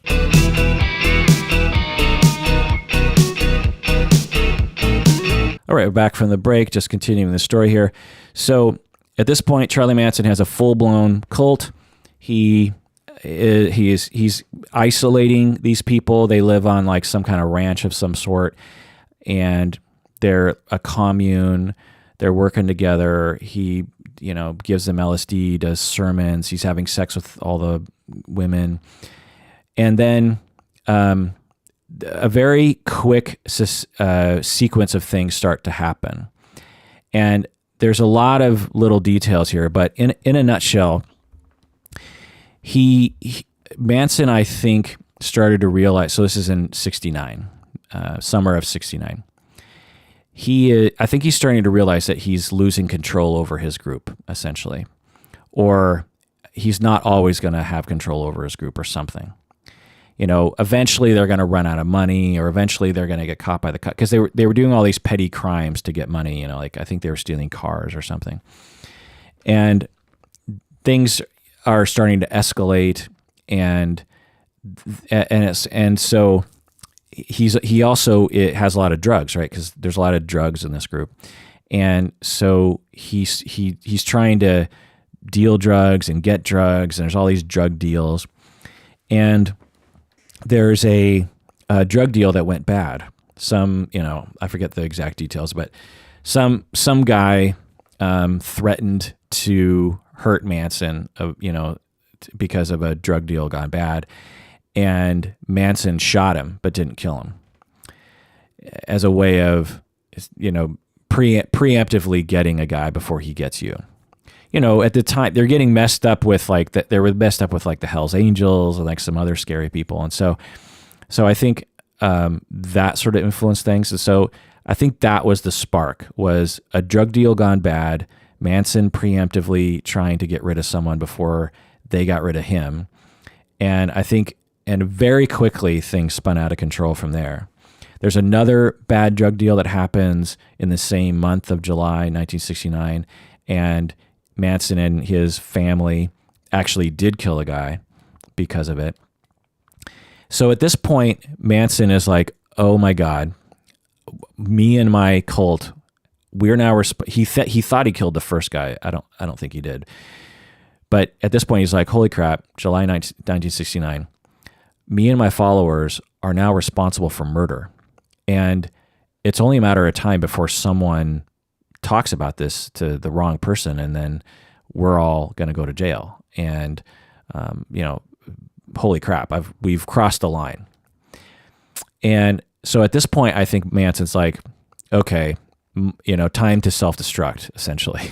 And you see this happen all the time in these cult leaders, the Waco, Texas, and the one in LA where they all had Adidas outfits on. I can't remember the name of that cult, but there's often this cult behavior where the leader suddenly realizes, oh my God, things are coming to an end. Things are unraveling. Okay, Jamestown.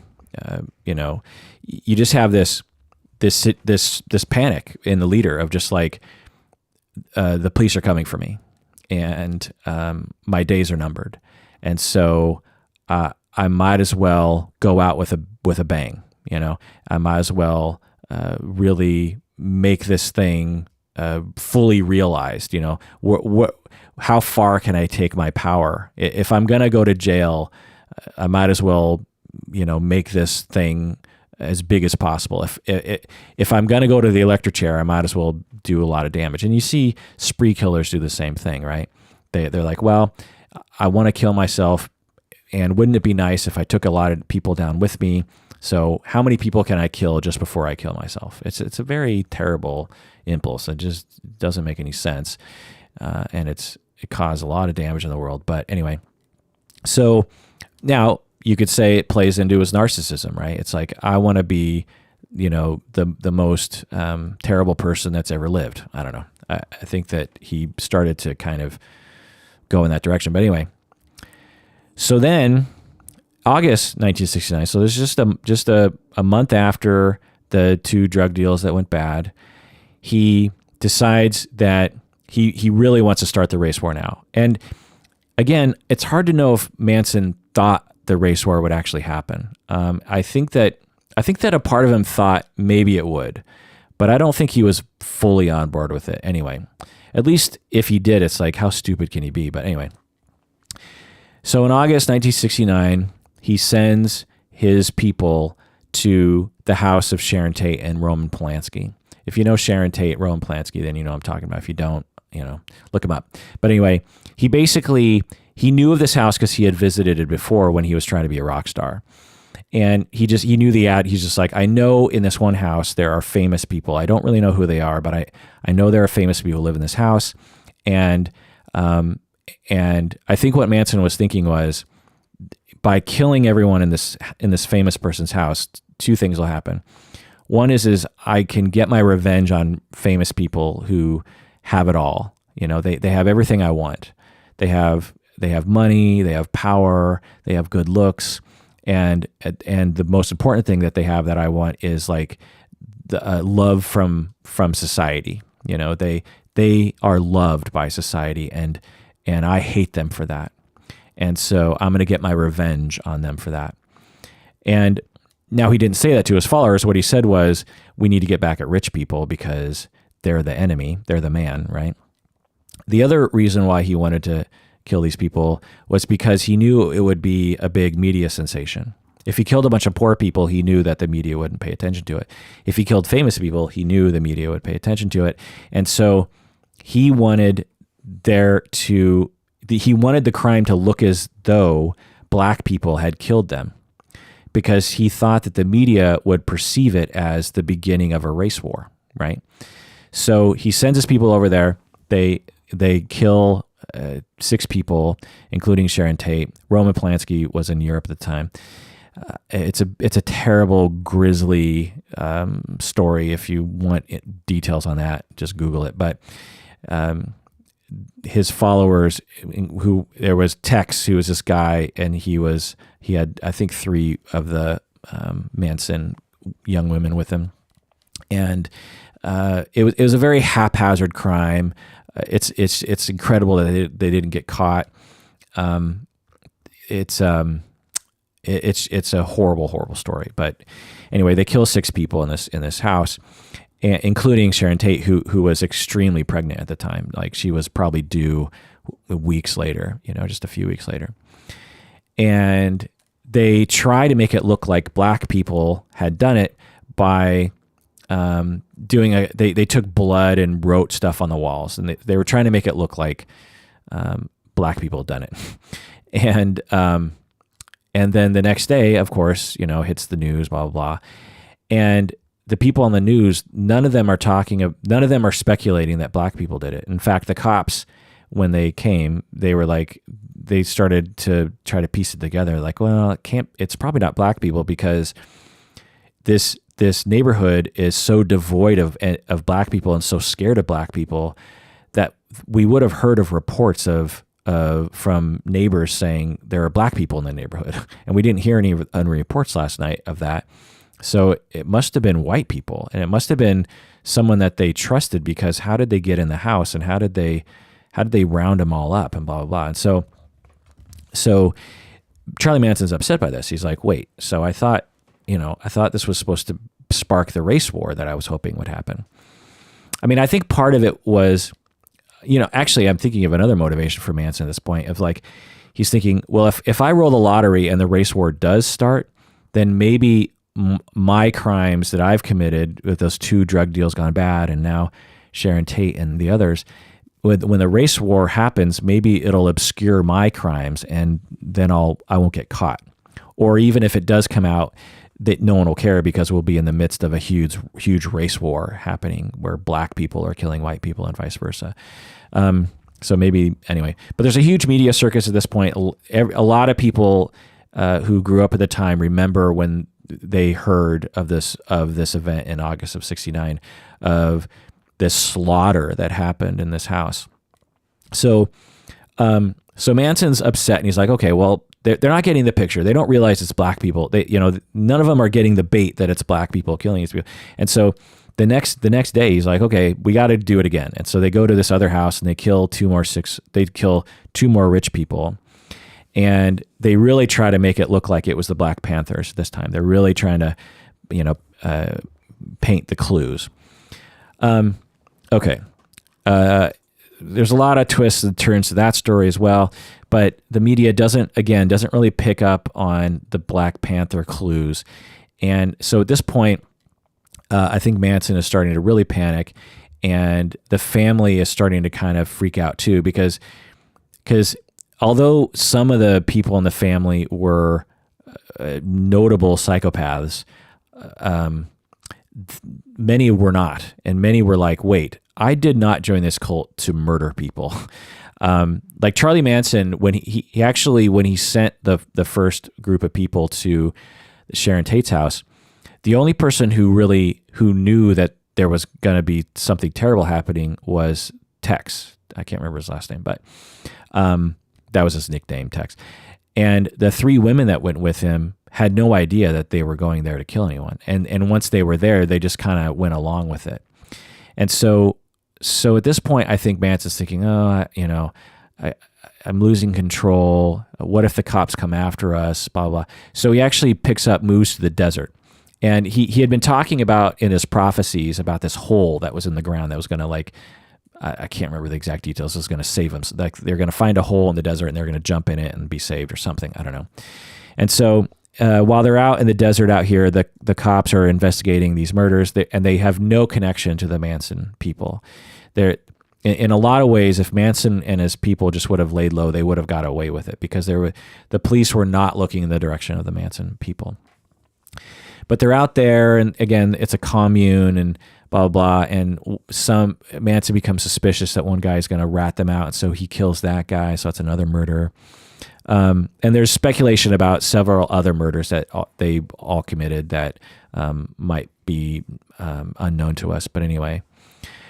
But again, they don't have a way of making money, and they need food, and they're starving. And so they start stealing cars, and they get arrested for that. But again, they're not being implicated in the murders in LA.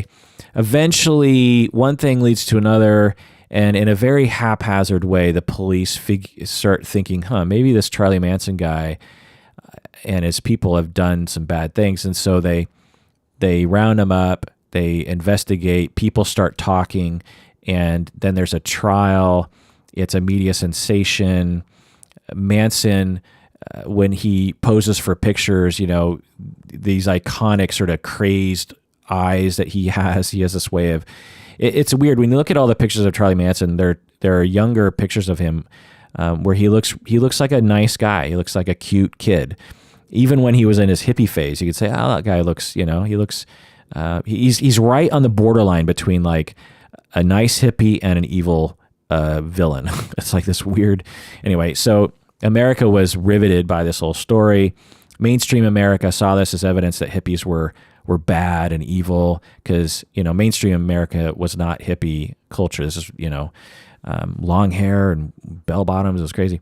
And it was terrifying for mainstream America to learn that these privileged white kids were doing these terrible, terrible things. And particularly these young women, these wafy, 22-year-old women doing horrific, horrific crimes. It was a very scary time, again, because match that up with all the other scary things, all the riots and all the college stuff. And mainstream America is terrified of college students doing all these terrible things. And all of a sudden you have this sensational story of what looks to be just college-age kids going into homes and brutally murdering all these people and, taking their blood and writing stuff on the walls. It just sounded like the end of the world, to people. Okay. So eventually Manson and his people, they go to prison, blah, blah, blah. There's a lot of twists and turns to that story. But anyway, so then begins the obsession with Manson. Because at this point, he becomes known, obviously, to the world, particularly to Americans. And there's a bunch of movies that have been made that have depicted similar situations, probably inspired by the Manson murders. Movies like I Drink Your Blood and The Night God Screamed. This is at the time, so in the late 60s, early 70s, or probably early 70s, I guess. Sort of B movies, Death Master, Terror on the Beach, and The Love Thrill Murderers. It was, America became kind of fascinated with this idea of like sex and murder and drugs, and it was a very interesting story back then. Famous people would talk about him. For instance, John Lennon said, "I don't know what I thought when it happened. I just think a lot of things he says are true. That he's a child of the state, made by us, that he took their children in when nobody else would. But of course, he's cracked, all right? He's barmy." I don't know what barmy means. I'm guessing it means like crazy or something.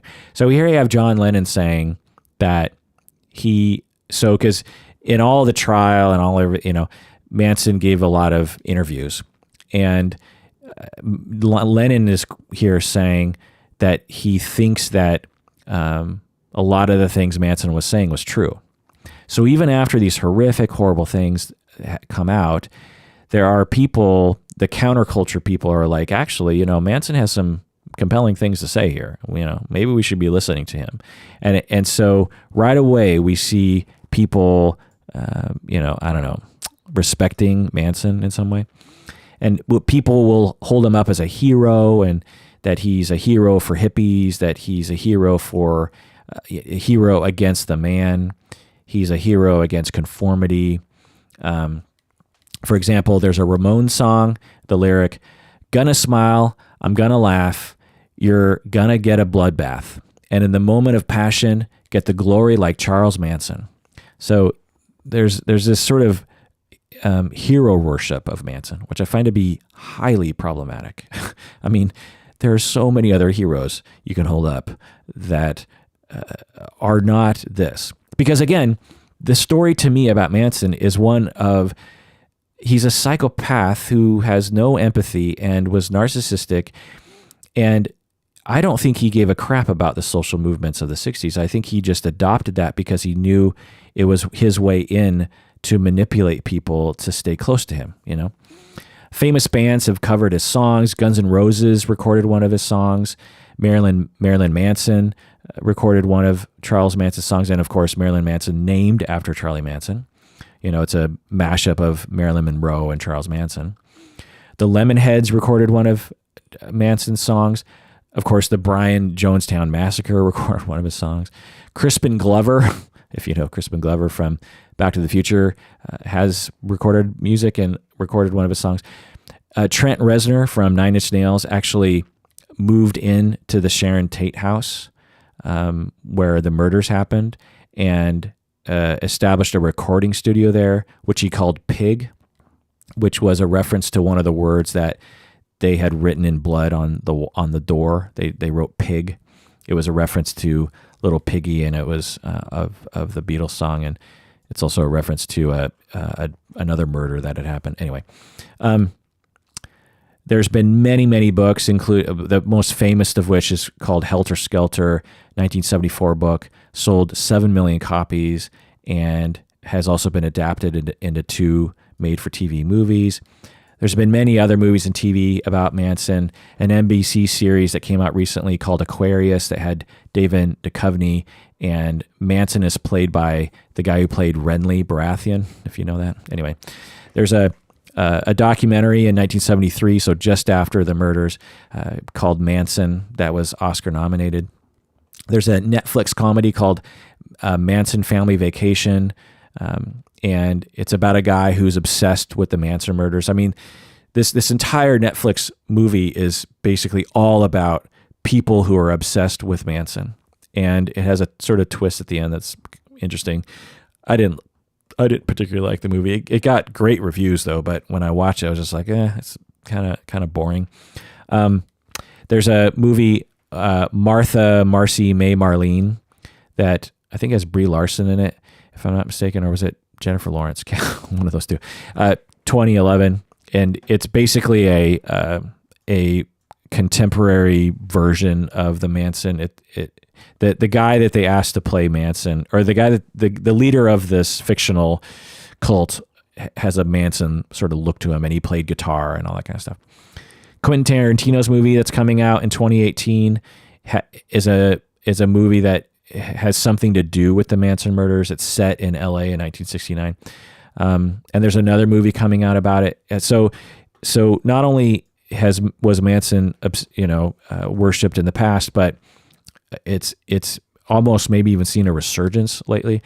There was a musical in 2014 in Germany that is all about the Manson family. It's a musical about the Manson family and the murders. A musical. Manson, I should mention that Manson just died, actually. He like just last month or early November, he died. So that's another sort of detail here. Manson, while he was in prison for, so he went into prison early, mid 30s, and he died when 80s, I think. He received more. Here's some quotes in terms of the fan mail that he got, or just mail that he got. Manson has received more mail than any other prisoner in the United States. He each year estimated receives 60,000 letters. 60,000 letters. There's no way he can read all those, right? 60,000 letters. How many is that a day? It was at like 200 a day. Am I doing my back of the napkin right there? Yeah, I think 200 200 a day letters. That's insane. I had no idea. I mean, I knew people wrote him, but I would have thought, he probably gets like a letter every few days or something. No, he gets 60,000 letters a year. People visit him all the time. They want to talk to him. People want to interview him. People want to learn from him. All these kinds of things. He's tried to escape a few times unsuccessfully. He's tried to be paroled unsuccessfully. Now, what was his mental illness, if we're going to talk about some psychology here? Did he suffer from a mental illness? Well, there's a lot of debate within professionals who have assessed him. He's been diagnosed with schizophrenia. He's been diagnosed with paranoid delusional disorder. But it's hard to know if he suffered from any mental illness because there's a lot of accounts of him saying to people before he was arrested that if he ever did get caught, he would fake he knew how to fake that he had a mental disorder is a thing. And he said he would fake that he had a mental disorder. I've never assessed him, but looking at a lot of the interviews and how lucid he comes across, I would say that he's not delusional. He had delusional ideas, but I think he actually just made those up because he knew that it would, be in line with what people would believe, and, but he clearly has antisocial personality disorder, and he's clearly a psychopath. I mean, he is like a quintessential psychopath. Incidentally, while he was in prison, he made a lot of enemies in prison, and one guy actually tried to burn him alive. He doused him in paint thinner and lit him on fire and actually severely burned him, and he had a lot of scars from that. Another interesting little bit here about the obsession with Manson. So this is me looking at the people, looking at the Mona Lisa. This is me just observing and going, look at all those selfie sticks. In 2010, Manson became engaged to a 27-year-old woman, 27-year-old woman. He was in his 80s, or he was in his late 70s. And it was a national story. It's like, oh my God, this young woman who kind of looks like one of the Manson girls.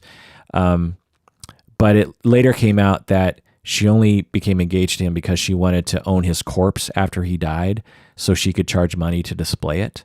And so that engagement came to an end before he died. Also, incidentally, there's a lot of stories about the followers. There's a lot of future crimes, actually, that the followers committed, including Squeaky Fromm. That was her nickname, Squeaky. She's one of his famous family members.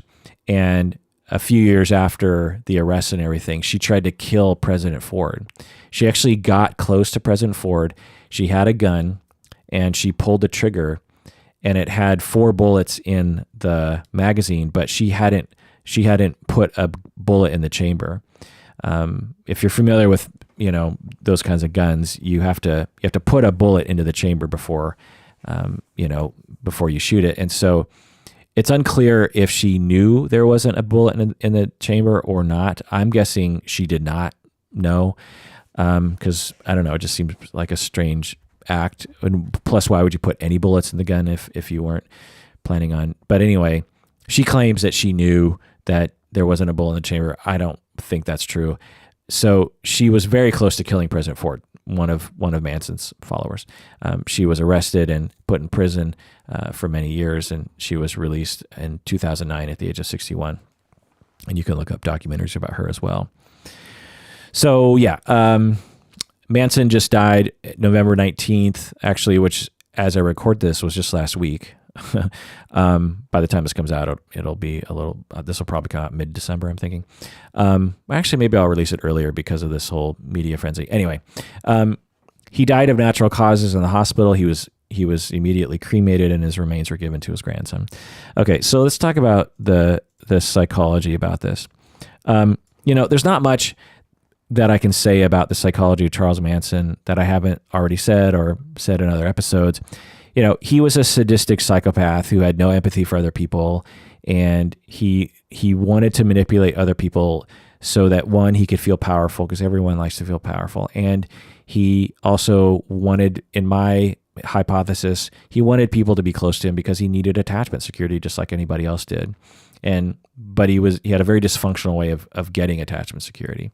And this is the way he was taught. He was taught by his mother that this is what you do. The victims and the families of the victims really must hate the fact that we're even talking about him 50 years later. It must be very distressing to them that his name comes up and that people wear his face on T-shirts and stuff. It must just be really horrible. So that's another bit of the psychology thing that we need to consider here, which, again, I debated as to whether or not I would even make this episode. I debated whether or not I wanted to tell a story. Part of the reason why I want to tell a story is because I was under the impression that Charlie Manson had a sort of romantic story to him, but I hope it's clear from the fuller story, and when you learn the even fuller story, you realize just how unromantic the whole thing is. He sort of haphazardly just sort of falls into these situations, and he's just so desperate, and these young impressionable people, and the way they committed the murders was just so weird and not thought out, and his dogma was just a mishmash of weird things, and it's so unglamorous. It's just a sad man leading a bunch of other sad people who did a bunch of sad things. And to hold up this, to write music about this guy or to have him on a T-shirt is just like, it's just so sad. He's just such a pathetic individual, He's pathetic, to me. When you, not pathetic like, oh, you're pathetic. It's just like, I'm actually just like, man, he's just kind of a dirty, he smelled all the time. When he would go into the recording studio, people would say, oh my God, that guy stinks. He was desperate to impress people with his music. He really legitimately wanted to be a rock star, and he thought he was great on guitar, and he wasn't. It's just a sad. To me, it's analogous to when you watch American Idol or something. Again, this is a far analogy, but when you're watching American Idol and you just see some really desperate person desperately trying to get approval from the judges, and you just immediately know, oh, this person doesn't have the talent.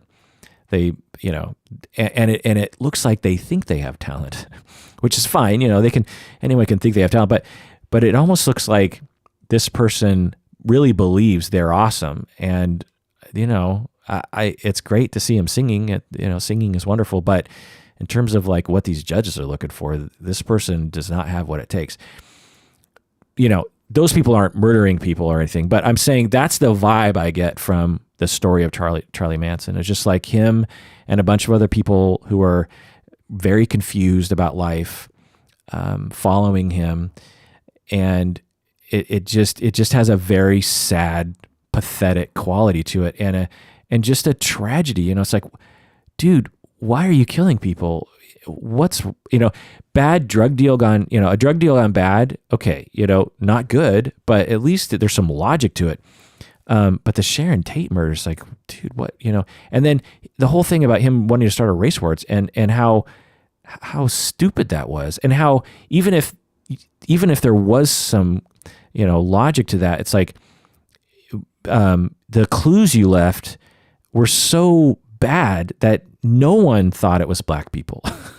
When police were very apt to believe that black people, would do such a thing. It's like, you just sad, pathetic people of average intelligence doing just sad, pathetic things. And so anyway, that's why I told the story, and I hope that's the gestalt. Now, again, that's a value judgment. Everyone's free to have their own value judgment on it, but I don't know. I hope that is the message. Anyway, let's take a break, and when we get back, let's continue this.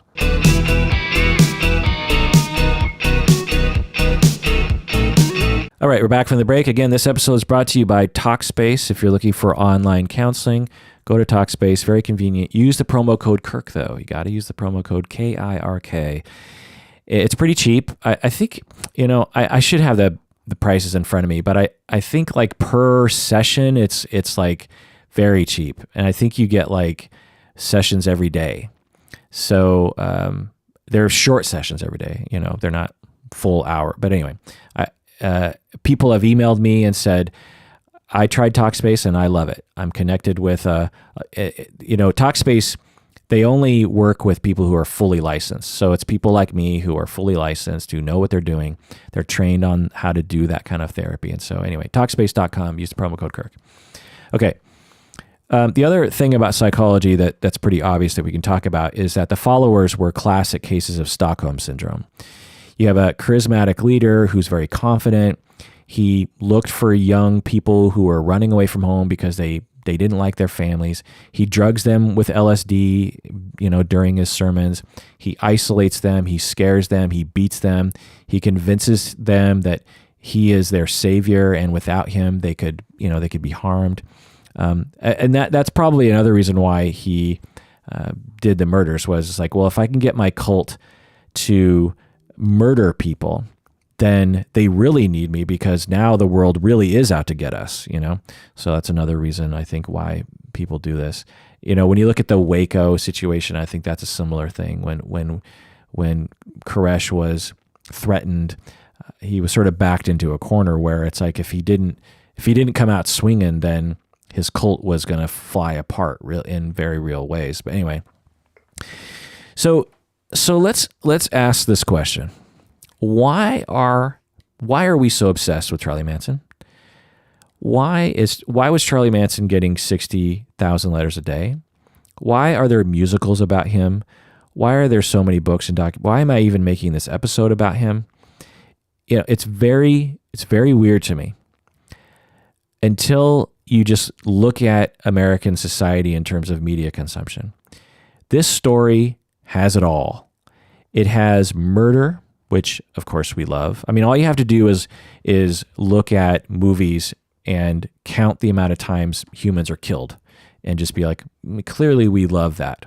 Think about all the other behaviors that humans are capable of, like taking care of a bird or planting a tree or feeding somebody or getting a job or painting a picture. Now, think about all those behaviors and then think about how many times you've seen someone paint a picture in a movie and how many times you've seen someone kill someone in a movie. We love stories about murder. We just love killing. We love shooting. We love blood. It's just all the movies, all the crime procedurals, CSI and all of its different, Law and Order, all of its different manifestations. Unsolved mysteries. We are eternally fascinated with murder.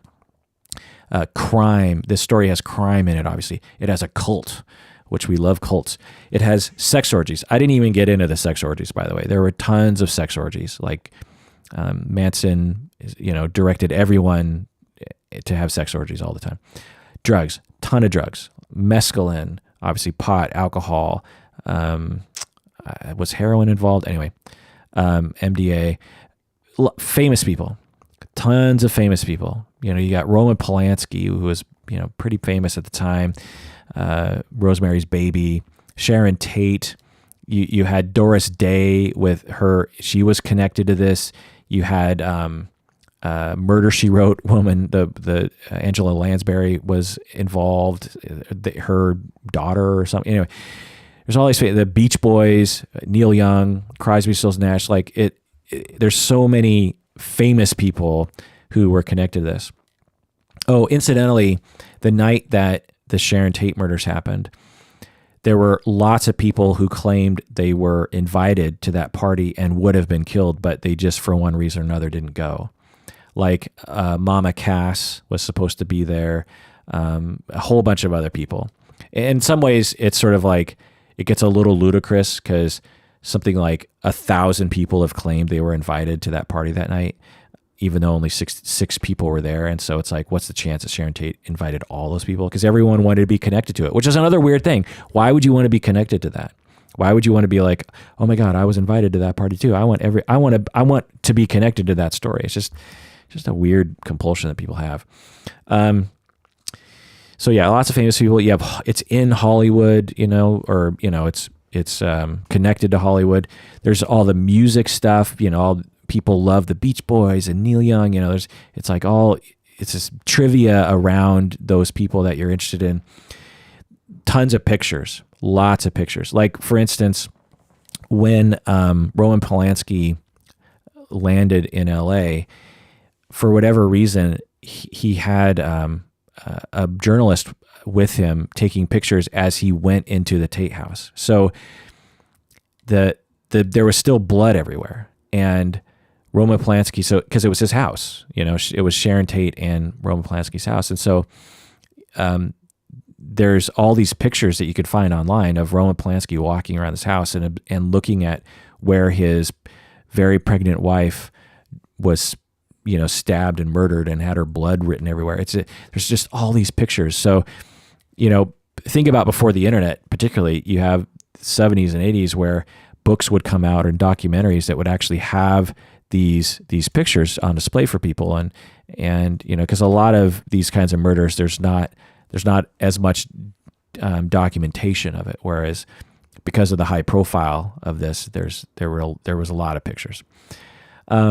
There's a tragedy to this whole thing.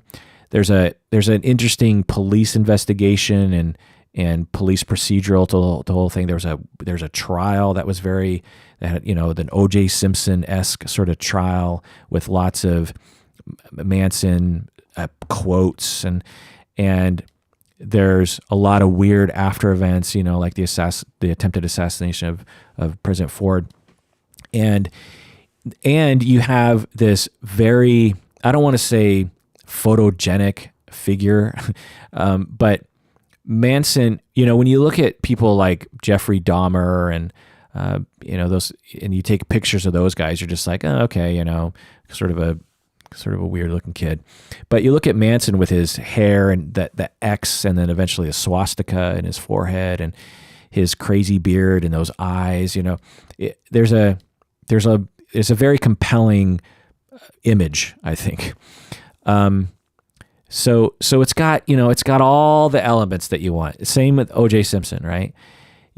You had Hollywood, you had football, you had sex, because there was all this talk about how Nicole Brown would have sex orgies or indiscriminate sex, or you had black-white relations. So this has, the Manson whole situation has the black-white thing in there. And so of course Americans would be obsessed with this because it just has it all. It has like 60s memorabilia in there.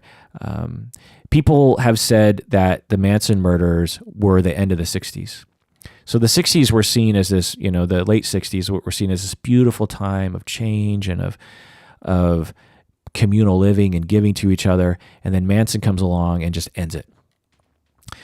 But we really need to figure this one out, honestly. I think given what's happening in our society, we need to figure out why we're obsessed with people like Manson, people like Elliot Rodger, people like Ted Bundy. We need to understand why we are obsessed with this and what we should do with our obsession.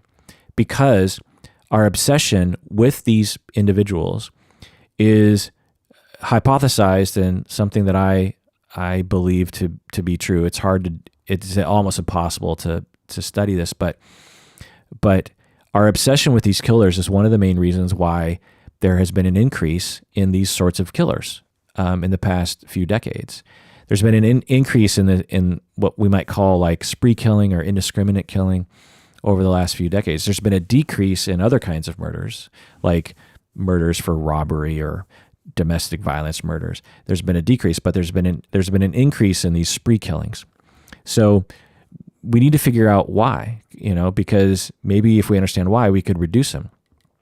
Now, to be sure, in terms of like damage to society, these kinds of killings are actually pretty minuscule. I've talked about this before. The chance of you being killed in a spree killing is far, far lower than your chance of being killed in a car accident, your chance of killing yourself. Actually, suicide is much more prevalent than indiscriminate murder. So there's that. The other thing to put in perspective here is, in the past, if we really wanted to focus on trying to reduce death by murder or by killing, one of the best things we've done over the past 60 years is reduce the amount of huge wars that we engage in. World War I, World War II in particular, killed millions upon millions upon millions of people. And it was in a lot of ways pointless. There was no reason for World War II to have happened. And, Germany and Japan just decided, for their own stupid gain, just decided, let's start killing and raping millions and millions of people.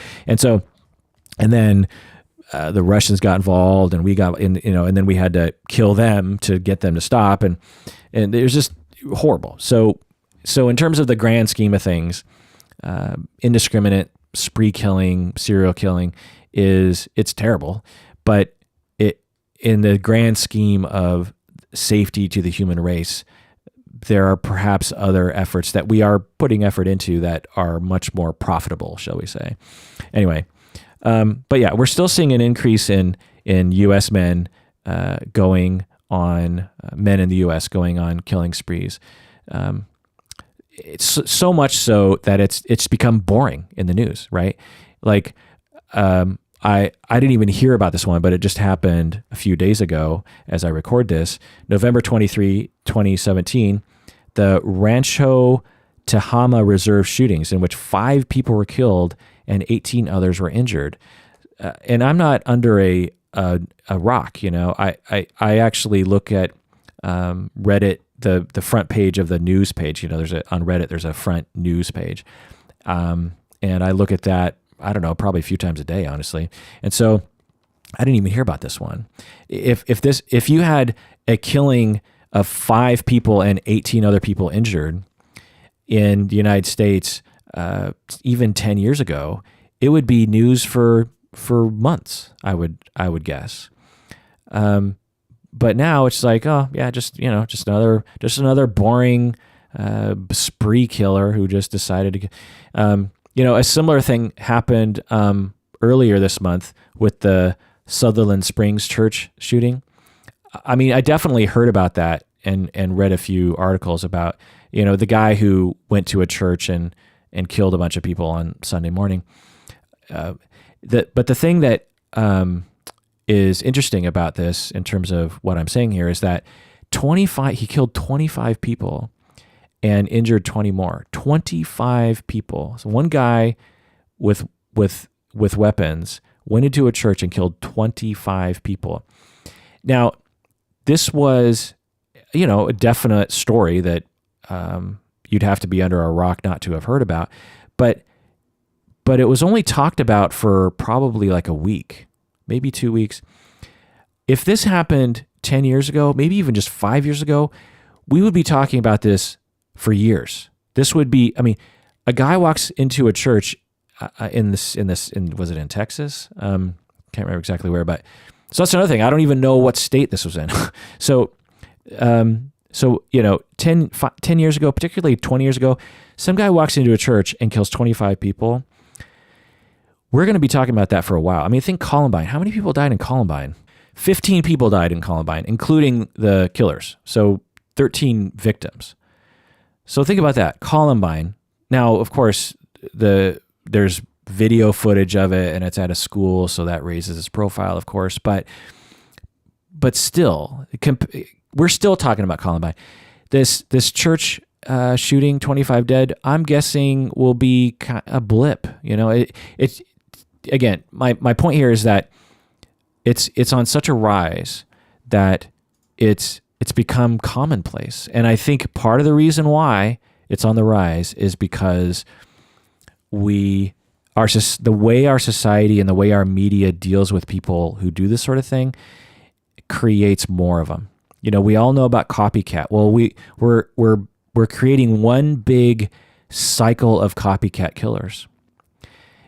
For people who are desperate, who are thinking about suicide anyway, and they have a bone to pick with society or a particular group of people, or maybe even an individual, and they're narcissistic and they want to go out with a bang, and they think, well, I'm going to kill myself. Might as well get some fame, which I find to be just one of the weirdest logics. It's like, you're going to be dead, so what's the point? But so the fact that our society has an obsession with people like Charles Manson, I think perpetuates this, and maybe our obsession with Charlie Manson in particular actually makes other people like this more likely to do it. So I don't have the answer to that, honestly. I don't know what to do. I mean, part of the answer is, when we have these kinds of killings in the media, and there's some movements along these lines, we need to not talk about the individual who did it. Like the guy in Vegas who did all the killing from the Mandalay Bay Hotel. We don't really know why he did it, and I think the police are holding that information. And I think that's a good idea, because if it comes out, I know we all want to know why, but if we know why, what good does that do us? It doesn't help us at all, really. And the knowing why then becomes very talked about, and then other people who want to get their why out there might do this. Someone who's like, well, I want everyone to know that I hate ISIS or I hate Trump or something. And so I'm going to go kill these people, and then they'll kill myself, and then everyone will look into this as to why I did it. They'll see that I hated Trump, and then I'll get my message out to everybody. So to some extent, we need to stop reporting on the individual, on their life, and on the reasons why. We need to focus on the victims. We need to focus on safety. We need to focus on other kinds of things, and not use this as a platform for individuals to publicize their life and their ideas. So why as a society, why as individuals are we interested in this sort of thing? Well, I think that there's various reasons. One is there's a compulsion to know what other people know. Have you ever been at a dinner party and someone's like, so did you hear about blah, blah, blah in the news? And you're like, nope.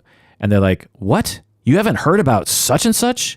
Imagine you just are avoiding the news for a while, and for a week you didn't know about the Harvey Weinstein thing. And then you're at a party and someone's like, oh my God, Harvey Weinstein, blah, blah, blah. And you're like, huh? Who's Harvey Weinstein? And the person looks at you like, what's wrong with you that you're not paying attention to this? Or do you not care? There's this sort of compulsion that we have as individuals in our society to be up to date, so that we're not humiliated by not knowing about something, So I think that's one very simple reason as to why we all want to know about these killers. Another one is that I think is perhaps more relevant, is that we want power. All of us feel powerless. All of us feel powerless against people who threaten us, against our bosses, against society, against police officers, against politicians. We all very much know that we do not have power a lot of times. And wouldn't it be nice if we had power? And Charlie Manson, in his story, he clearly had power over people. He had all the sex he wanted. He got people to kill people for him. He managed to work his way into the hearts of famous musicians, like Neil Young and Wilson. When he didn't like someone, he killed them. When rich people did him wrong, he got back at them. And this is very compelling. It's not consciously compelling. People aren't like, oh yeah, I want to be like Manson because I want to kill my enemies. No, it's not like that. What it is this is why revenge movies, like Taken, are so compelling to us. We want to internalize those figures. We want to feel their power. Because wouldn't it be nice if we could just kill our enemies, that guy who tried to run me off the road the other day, wouldn't it be nice if I could just snap my fingers and they'd be gone? Wouldn't that be nice? And so these people, I think, are obsessed upon because of the power that we perceive that they had. Whether or not they had it or not is irrelevant, but we want their power because we are all very terrified of our powerlessness.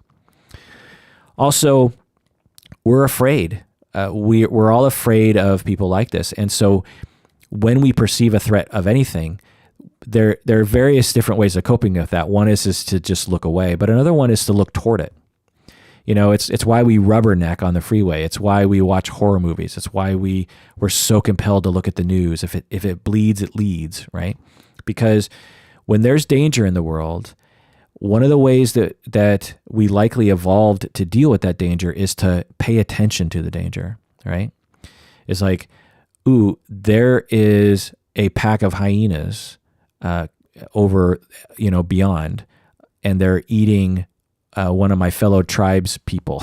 I better stare at that because if I don't pay attention to that danger, then I could be killed too.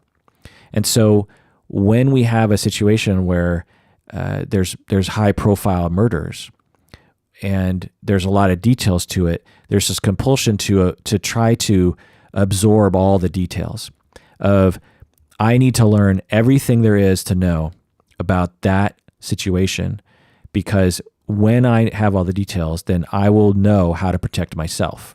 And of course, this is illogical because the murders that Manson engaged in were completely random. So there's no way to protect yourself against that, really. The other is that individuals like Manson are so rare. As I've been saying, people with his background, the vast majority, 99.99% of the people with his exact background do not go on to murder anybody. They might intimidate people. They might have psychopathy, blah, blah, blah. They might commit crimes, but they're not going to murder because murder is actually extremely rare. And so knowing Manson isn't going to help you, really. Now, having said that, knowing the story will help a lot of people when it comes to protecting yourself from people who like to manipulate others, and they like to use intimidation to get you to appease and get you into their circle so that they can further control you. That is a very common thing, actually, and many people have experienced that in their life, and many people are right now. I know many of you listeners have experienced and or are in relationships that are like that, where your partner is basically like a mini version of Manson, someone who like systematically breaks you down and sermons and intimidates you into appeasing them, So I guess there is some usefulness to that. But I don't think we have to talk about Manson. I think we could just talk about that phenomenon in general. Another reason is escapism. I think we focus on Manson because we want to escape. Many of us are anxious about our lives, or we hate our lives, and we're looking for something interesting to focus on. And, there's nothing wrong with this, but it explains why I think we love Law and Order and CSI and Manson and that kind of stuff. So my point of all this is that we need to find other ways to meet our needs. We need to find other ways to get power. We need to have other ways of dealing with powerlessness that we have. We need to have other ways of dealing with our own fears. We need to have other ways of escaping other than propping up people like Charles Manson, which creates copycat people that want to get fame in the same way that Charles Manson has. At the very least, what we need to stop doing is stop worshiping the guy. He's a horrible person who did horrible things, and there should be no glamorizing of this. That, I think, is not okay. Now, I'm not proposing some kind of ban or book burning or anything like that. What I'm saying is, so let me give an example. Guns N' Roses, they covered a Charlie Manson song on their Spaghetti Incident album, which was early 90s. And Slash has more recently in an interview said that he regrets covering that song. He at the time, he says, well, at the time, we just thought it was sort of ironic that we would record a Charlie Manson song. We thought it was just sort of kind of like a sick joke that we would record one of Manson's songs. But now looking back, I think it's pretty stupid because Manson was a terrible person, and why would we want to even bring attention to the guy? And so it's stuff like that. It's not a matter of banning anything. It's a matter of artists and other people, other creators, understanding the impact of doing that. Because if you understand the impact, my guess is you wouldn't do it. If you knew that the family members of the victims, and maybe even some of the Manson family members themselves, when they're reminded of those events, it's not pleasant for them. You know, it'd be like having a funny musical about the Holocaust or something. You have to take into account the impact it will have on people who were there.